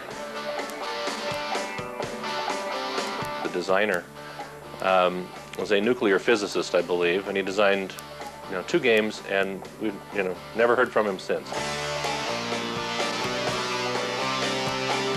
You were racing at night, you were racing on the ice, you were racing in the rain. You know, that part made it interesting. It was always challenging. Great way to waste large amounts of time on a good driving game. When Enduro was first released in 1983, Activision offered a membership to the Roadbusters Club and a free patch to anyone who could survive for 5 or more days. But if you were a real hero back then, you didn't need no freaking patch. All you needed was a copy of our next game and a buttload of free time. Take a look at Rescuer Extraordinaire Roderick Hero in the game at number 8, H-E-R-O.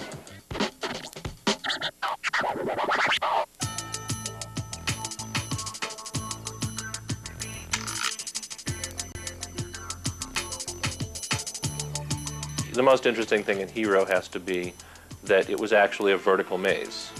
So to do that, of course, the character had to be equipped with a helicopter backpack to be able to go up and down.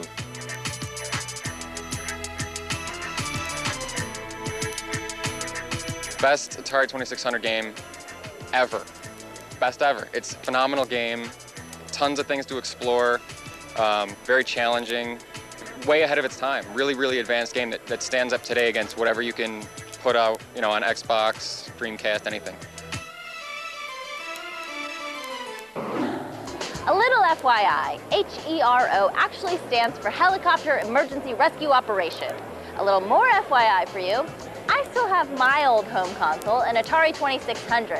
What about you? When we come back from the break, we'll find out what happened to your gateways to gaming. Plus, we'll keep counting down till we crown the classic king. Can a road-crossing chicken muster up the courage to grab a victory, or will he get caught in the crosshairs of combat? Find out when Filter returns.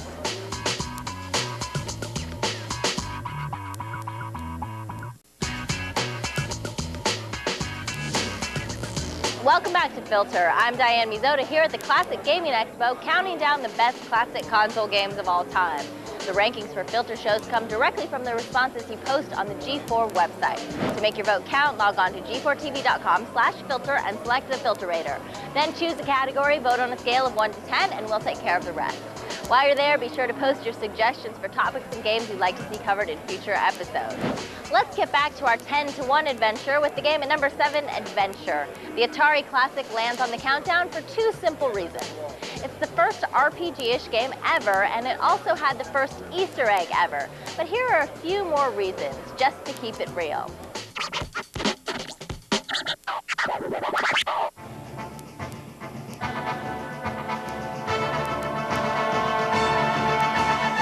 Adventure was a game that launched a genre, and that's what made it so significant. It was very simple. It was a 2K game. And at Atari, Warren Robinette looked at the 2600 and said, I think I can make this, you know, an adventure-like game on the 2600.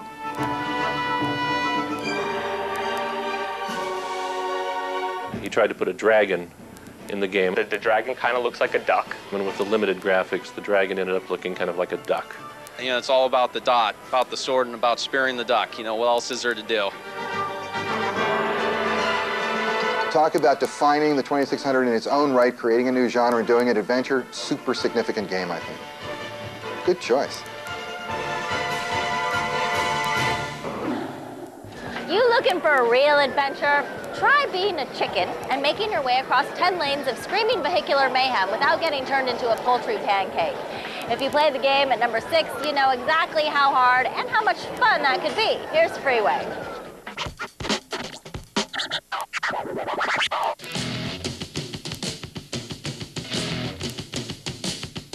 Freeway, avoiding the cars with a chicken, which I think was inspired with David Crane going to Lakeshore Drive in Chicago. You know, I looked at that and I said, well, there's an idea for a video game. You know, guy trying to get across 10 lanes of traffic. We had a little bit of a problem. What happens when a man gets struck by a car? Jim Levy, president of Activision at the time, he said, hey, I got an idea, you know, turn it into a chicken, and we'll tell the story of the chicken crossing the road. In the last 24 hours of the development process, I turned the man into a little yellow chicken. Freeway made its way onto many Atari consoles back in the day, but where are Ataris now? We asked a few people what happened to their old video game systems, and here's what they told us. No, I have no idea. My the first the Atari 2600 I have now is probably at the bottom of a landfill somewhere. I could not tell you because I sold it at a garage sale. It's probably at the dump. Might be in a landfill. Unfortunately, I don't have my first console ever. It's before eBay was around, so I'm guessing someone picked it up in Pennsylvania someplace and is using it as toilet paper. My first console, like the Atari 2600 game console, I actually have that on a shelf in my office, along with every game I ever did in shrink-wrap form.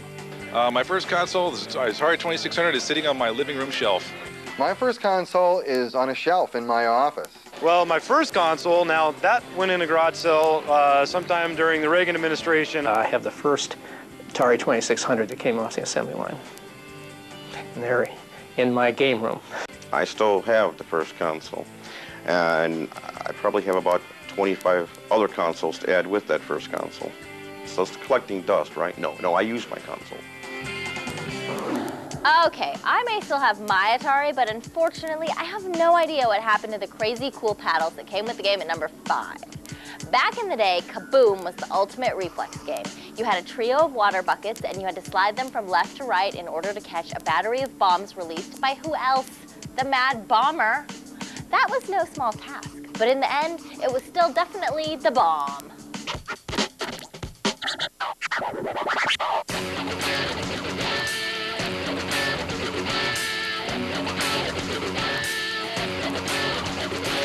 Kaboom! Oh, talk about a real manic game. That's you know, you got the little bomber dropping bombs down. You got to catch them in your water bucket. Really fun game. Fundamental, basic, simple mechanic that just gets more and more intense. And you know, after the 9th level or so, the pace gets very, very, very frenetic. It's a game where people often describe that they go into the zone, and if you don't find the zone, you can't win the game. Kaboom makes your eyes water. You definitely have to focus in on your buckets. I would suggest staring in the center of the screen and doing a delay reaction as to how the bombs are dropped. Because if you don't follow this, you will die quickly.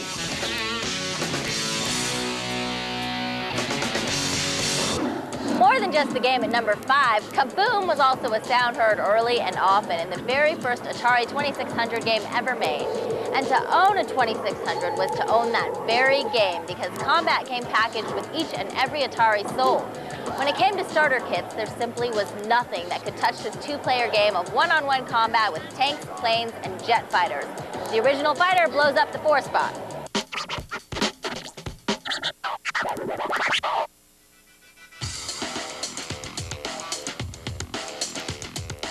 Probably one of my first experiences playing a video game at home was Combat Tanks on the Atari. And the only reason I remember that is because I used to love G.I. Joes, and the fact that I actually got to shoot things out of the tanks was a big thing for me. It's a wonderful way for 2 people to go head-to-head. It's a dueling battle. It's planes against planes, tanks against tanks. 2 people enter, 1 person exits. One of the neat little tricks I used to do back in the old days was to secretly switch the difficulty switch on them, you know, and make it more difficult to make their tank or plane move slower and see how long it took them to notice. There's no way we could overlook combat for the countdown, but there were a few other worthy titles that just missed the top 10. We'll take a look at some of those when we come back, plus we'll keep counting them down till we get to number 1. Will the river raid the top spot, or will a pitfall swallow it up? Stick around and find out when Filter returns.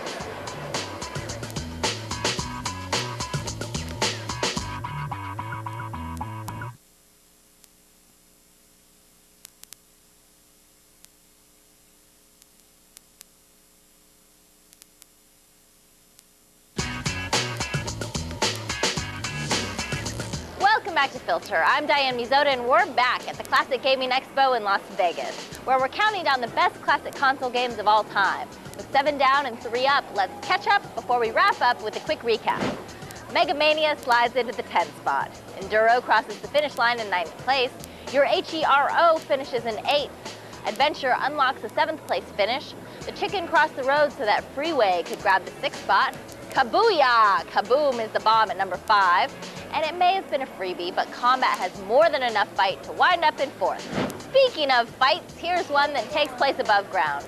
River Raid put you in the pilot seat of a B-1 Strato-Wing assault jet and sent you into the heat of combat over the hazardous river of no return. Perhaps it wasn't the most original game in the world, but it was a hell of a good time. Plus, it was developed by a woman, so hell yeah. The Atari Air Shooter comes in third.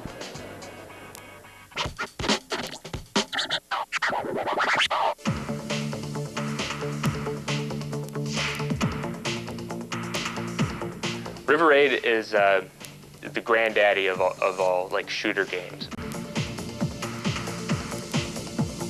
River Raid is your raid you're pulling all the way down the river, where you're climbing up the snaking river and you are facing, flak and various challenges. Things are jumping up to get you, and you've got to be shooting or bombing things as you're moving along. With the possibility of running out of fuel. So you have to run the fuel tanks over to gain your fuel to continue.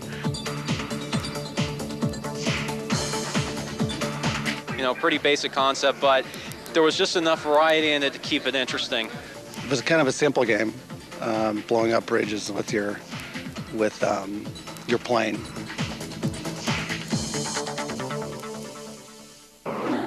River Raid notched itself a spot in the countdown, but the games you're about to see weren't as lucky. Here's a look at a few titles that got filtered out.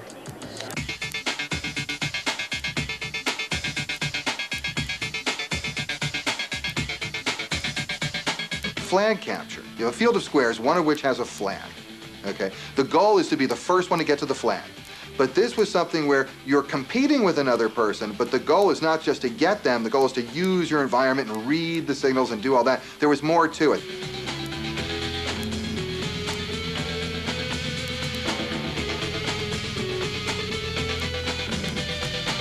I would add Frostbite to that list. Frostbite is another game that kept you on your toes, where you jumped across floating icebergs, avoiding crabs, and collecting fish to gain your points. Your object was to build an igloo and then hide in the igloo from the attacking bear. Now that we've paid our respects to a few veterans that got overlooked, let's pay some props to the best-looking vet on the block. Your two favorite classic console games are Yars' Revenge and Pitfall, and that's no surprise.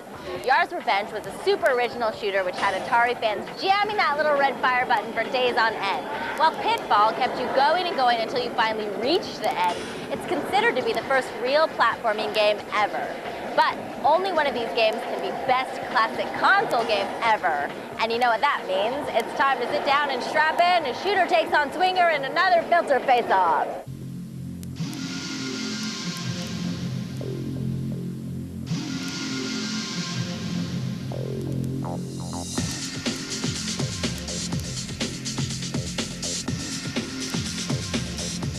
Yars' Revenge was a space action game with a whole science fiction story upon which it was predicated that I heard the programmer wrote himself, actually.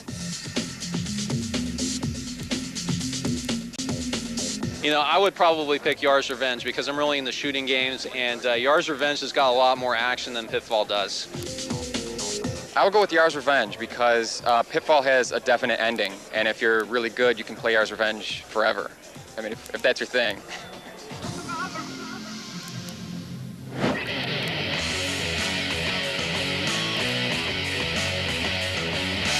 Oh man, I've got to go with Pitfall on that. It was slightly better crafted, more innovative graphics at the time, a lot more things on the screen. It wasn't just black and a few things on the screen you're shooting at. For me personally, I like Pitfall. I like the role-playing games better than the action shooters, so I'd choose Pitfall.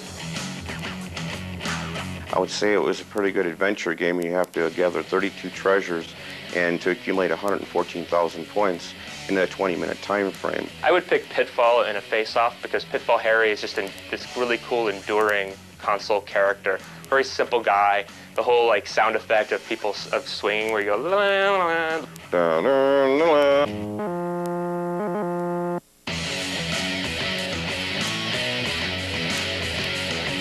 It took about 10 minutes to design the game of Pitfall on a piece of paper. It then took 1,000 hours sitting at a computer to bring it to life.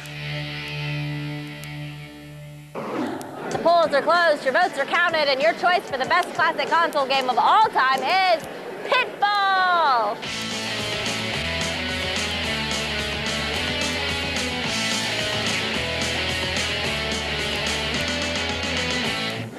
Harry hangs his hat on the top spot. Well, that wraps up this episode of Filter. Remember, the opinions expressed on this show are yours, not mine. So make your vote count on future episodes by logging on to the Filter show page at g4tv.com/filter. Until then, I'm Diane Mizota, and I'll see you next time. Bikini-clad Kasumi and a big pair of You're about to embark on games that have everyone from Senator Joe Lieberman to your grandmother up in arms. They're the most controversial games of all time. I hope you have the balls to hang because the hits the fan right now on Filter.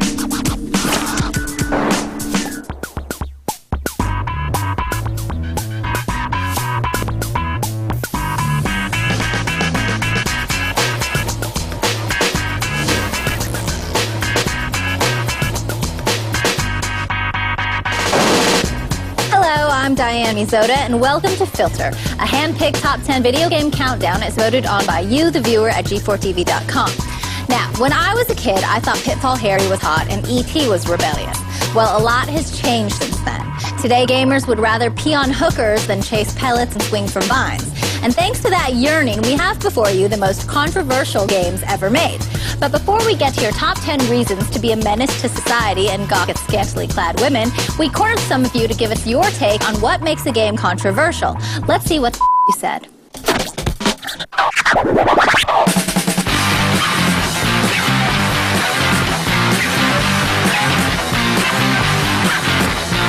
A game's controversial when people talk about it, I think. I mean, whether it's violence, whether it's sex, a controversial game is one that people are interested in talking about it. It's hard to say. I mean, it depends who's doing the judging. I mean, what I may think is controversial is certainly different from what other people might think is controversial. The games that get the most controversy are the ones with violence or sex. But there's not many of those games, so there's only a few that are really getting all the attention. The thing that appeals to many gamers about controversial games is being able to do things in the game that you couldn't get away with in real life. And a game like Grand Theft Auto that involves sleeping with a prostitute, you get all the fun of the experience without having to worry about seeing the doctor for antibiotics afterwards. The appeal of the games is, something you can't do in real life. Might as well do it. Blowing apart your neighbor, running over the old lady on the street.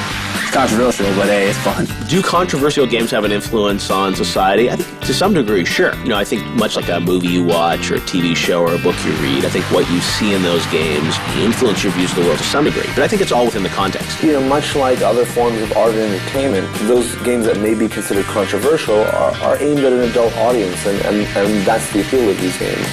You play these games and you experience them as escapism, and you realize that they're sort of alternate realities. So I think in the right context, they can be seen as sort of games that in some ways let you get aggression out inside of the game world instead of in the real world.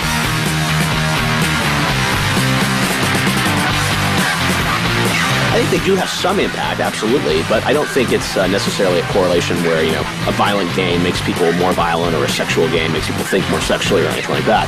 I think, they're entertainment experiences and should be treated as that. Now it's time to get to the boobage. Let's face it, there are certain games you don't want your mom to know you're playing. Like a game that puts raunchy, bare-breasted women on BMX bikes and has you fantasizing about what it would be like to touch their hooters. BMX XXX is at 10.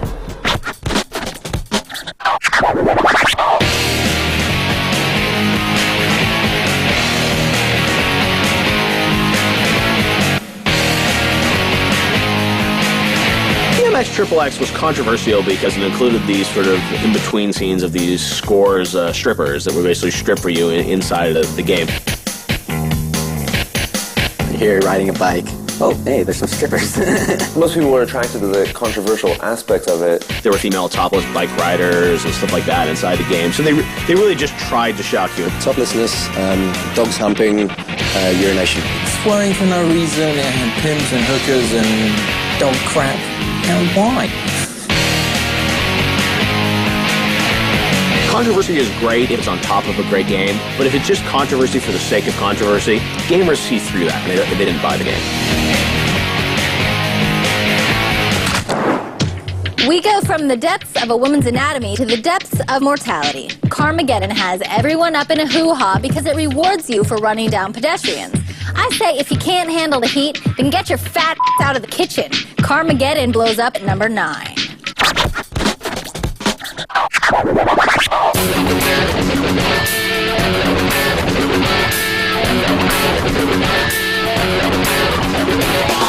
Carmageddon is a cool game, but it's blatantly controversial. It's just basically a driving game where you run people over for points. It's a funny game, you know, it's got a morbid aspect, of course, to it, but it's so gimmicky, it's so fun. Gruesome, and it was kind of old technology. What they were trying to do is going to come out more with a new technology. It was very ambitious. Carmageddon was awesome. You could basically beat the game just by running over hundreds upon hundreds of people, blood splattering all over your car. Carmageddon, one of my personal favorites, and that's again the graphic nature of the subject matter. I mean, being able to get extra points for stylistically splattering a pedestrian is pretty big. Carmageddon allowed you to run over people, kind of like that great old movie Death Race 2000, and any game that allows you to do that, it's +5 in my book. Sure, Carmageddon has the ethics of a dog-killing mailman, but don't forget about our favorite four-letter pile of carnage, Doom. The game gained just as much notoriety for its graphics and gameplay as it did for its violence and gore. id Software's classic shooter upsets PTA moms everywhere, but who really gives a what they think? It's at 8.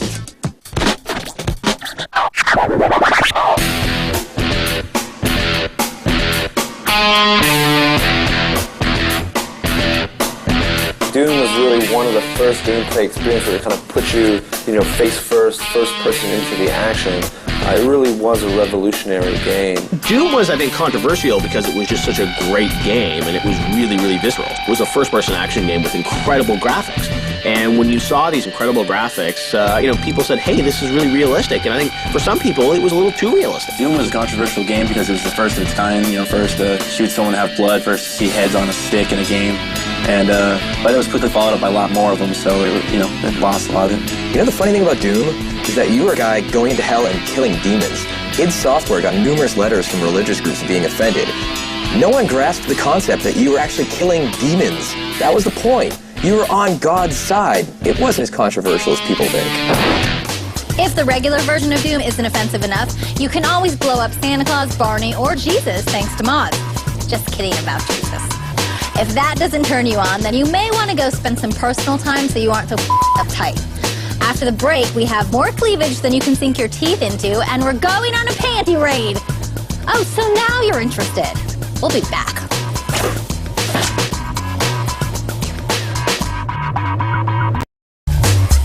Welcome back to Filter. I'm Diane Mizoda, and we're counting down the most controversial games of all time. The rankings for Filter shows come directly from the responses you post on the G4 website. To make your vote count, log on to g4tv.com/filter and select the Filter Rater. Then choose a category, vote on a scale of 1 to 10, and we'll take care of the rest. While you're there, be sure to post your suggestions for topics and games you'd like to see covered in future episodes. But screw the Filter Rater for now, and let's get back to the countdown. What's better than a bunch of babes wearing next to nothing and having their flying around while they straddle trees? Well, I guess actually dating one, but you take what you can get. Dead or Alive Extreme Beach Volleyball jiggles its way into number 7.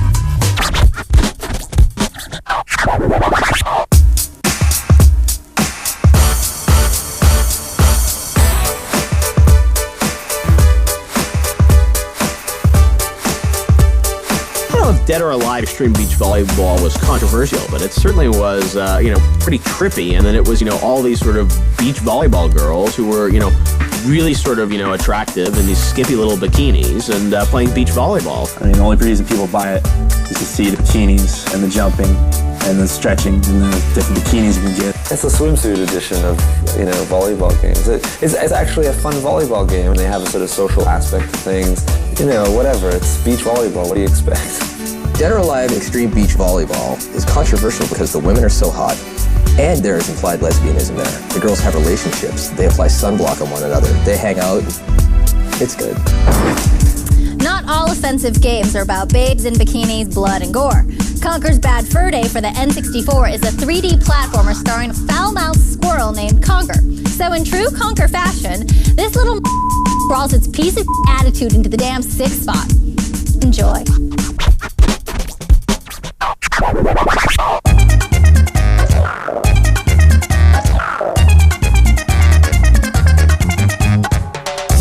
Conker's Bad Fur Day was just funny. At the beginning of the game, he wakes up and he's drunk, and he has a bad hangover, and he's just saying bad words all over the place. And this was on the N64, which was at the time didn't really have very many bad games. First of all, it's a cartoon, so, parents are gonna think, oh, it's a sweet game. Get a couple minutes into it, you're a drunk squirrel running around. Conker's Bad Fur Day is controversial for many reasons. The one that I think is the best is having a boss monster called the Great Mighty Pooh, who is going to throw his doo-doo at you while you are throwing toilet paper in his mouth in order to defeat him. Comedy platinum right there. It was strange because you had this sort of cartoony Nintendo game, yet it was this really mature content. It was actually a really fun game when it came out, but yeah, it was controversial, I guess, because it had, some suggestive language and some suggestive scenarios, and it was pretty violent. Beauty isn't the only thing that's in the eye of the beholder. What may go over the line for me may be just fine for you. We asked around to see what people consider to be the most controversial thing they've ever seen in a game, and we couldn't find anybody good, so we went with these guys. Probably the most controversial thing I've seen in a game is probably Vice City. Just everything society deems wrong, you can just do at the drop of a hat. I think a lot of controversial games that are out nowadays is, some of the war games, you got terrorists and the whole politically correct, or they call the opposing forces instead of terrorists now because of what's happened. That's tough because I don't consider wanton violence very controversial. In the game Metal Gear Solid, it opens a lot of issues about nuclear arms and nuclear buildup, a lot of current issues. There's a game called Narc coming out soon. Part of the game is taking drugs, and you take weed to turn everything into bullet time because it slows it all down. Speed gets your energy up, and there's other stuff as well. But that kind of game will attract so much controversy. One of the most controversial things I've ever seen in a game was actually from a Sierra game called Phantasmagoria. This was a live-action video game, and it included sort of full-on sex scenes and nudity and stuff like that. It really just sort of pushed limits, and that game to me was defined as basically trying to shock you. It definitely made me say, wow, the game industry, they really want to shock you with this game, and they definitely accomplished that. We're tired of listening to you guys, let's get back to the vulgarity. Sitting snug at number 5 is a game that's more controversial than Michael Jackson. It's the Postal series, and it's caught in the middle spot.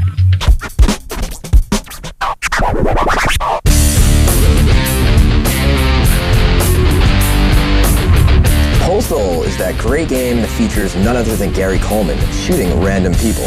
It's made by Running with Scissors, and it uses the Unreal technology, and we're proud of it. Postal was a game that just basically was just controversial. They were just trying to make people mad. You can take off people's heads and piss on their bodies and all that other stuff, but you're just killing people.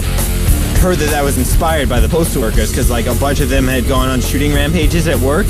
That makes it more topical and more sort of touching, especially to people who've been hit by that kind of event in real life. That could really push some buttons. The game is just insane. You can just walk up and piss on a person, light them on fire. You can do basically anything you want. I don't think the games were ever very good, so I don't think people, really liked them. But yeah, they certainly were controversial. So, if lighting somebody on fire and having your way with them isn't your thing, then how about secretly photographing a group of models in their underwear? Pervert! Panty Raider from here to immaturity peeps in at number 4. Pervert!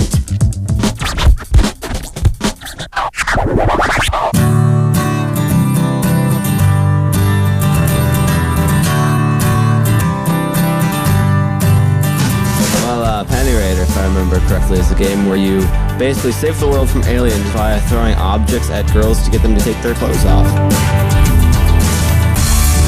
Well, Panty Raider is pretty much controversial because it's pornographic, it's explicit, it's pretty controversial to me. I don't see why it's so controversial. Everybody got their own opinion, If you don't want to play it, you ain't got to play it. At a certain point, you would take a picture, and your picture would be judged based on, the sexiness of the picture. That's pretty controversial for when it came out. I don't know if it would be as controversial now. At that time, I don't think Americans thought the games were for anybody but kids. So the idea of a mature subject in a game might have gone against the grain of typical society at that time. If you're not offended yet, don't worry. The sickest is yet to come, so stick around. Fine, don't come back, but you're gonna miss out. I'm serious. We're gonna rag on your mom and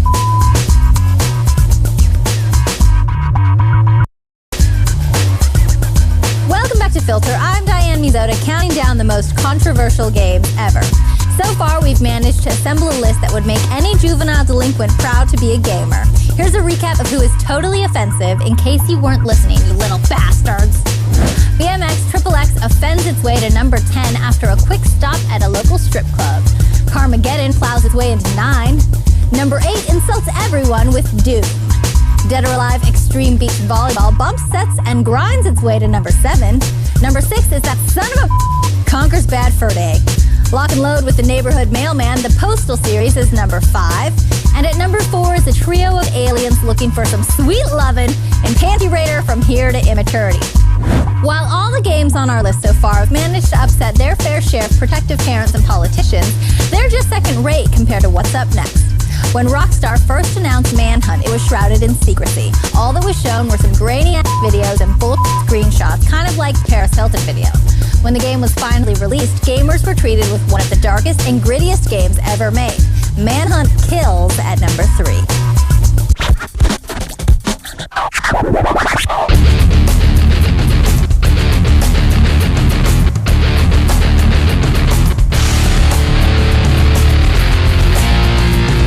Manhunt, that's pretty much everything. Violence, profanity, creative, killing.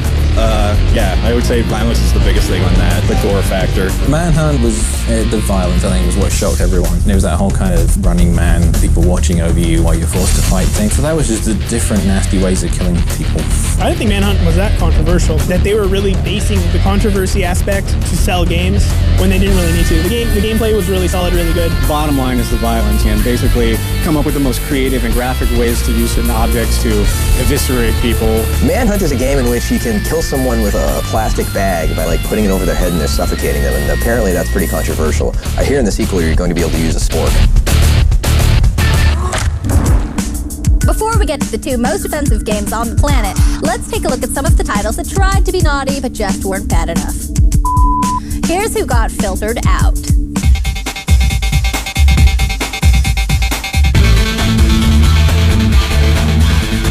I'm really disappointed that Custer's Revenge didn't make the list. That was that old Atari 2600 game in which you could have your way with a Native American woman. Very horrible for the time.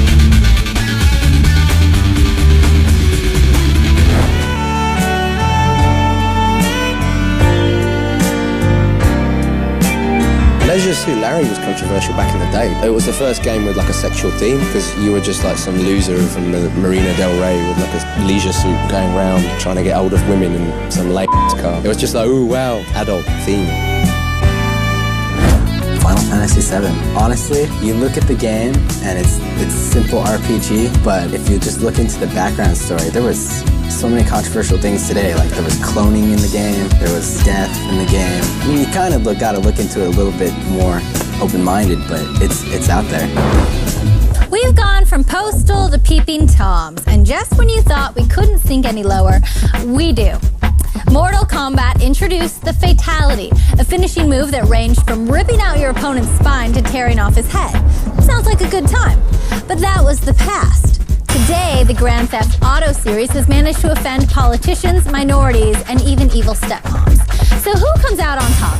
Is it the bloody beat-em-up action series, or are you into modern-day urban violence? It's time for me to shut the f*** off and show you this.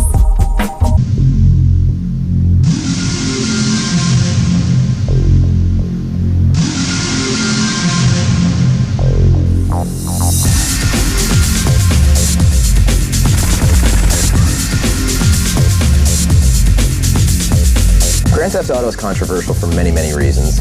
The one that everyone is obsessed with is picking up a prostitute, having sex with her in your car, having her get out and then running her over and taking the money back.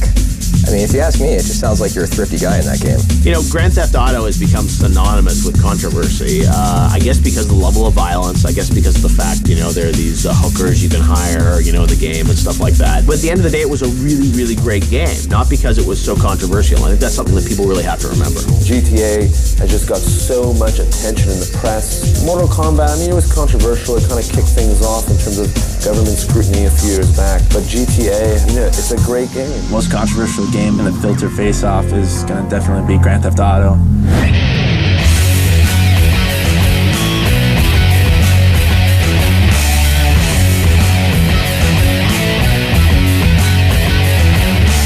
Mortal Kombat was controversial because it was the game that introduced fatalities to the fighting genre. You could pull out someone's spine. It was all done in fun, but for some people it was seen as much too violent and much too controversial. I think for its day, actually, Mortal Kombat was probably a more controversial game than Grand Theft Auto. Grand Theft Auto got a lot of attention, mostly because it was such a great game and everyone was talking about it. And Mortal Kombat was a great game too, but I mean, that inspired congressional hearings. Joseph Lieberman was giving speeches about how violent it was and stuff like that. And that was by far the more controversial game. I think it was just in a time when a lot of people didn't know a lot about video games. So in the mainstream media, they really picked up on that and they really just sort of started talking about it. And, you know, it was a controversial game and in some ways much more controversial than Grand Theft Auto back in the day. The polls are closed, the votes are counted, and the most controversial game of all time is the Grand Theft Auto series. That's right.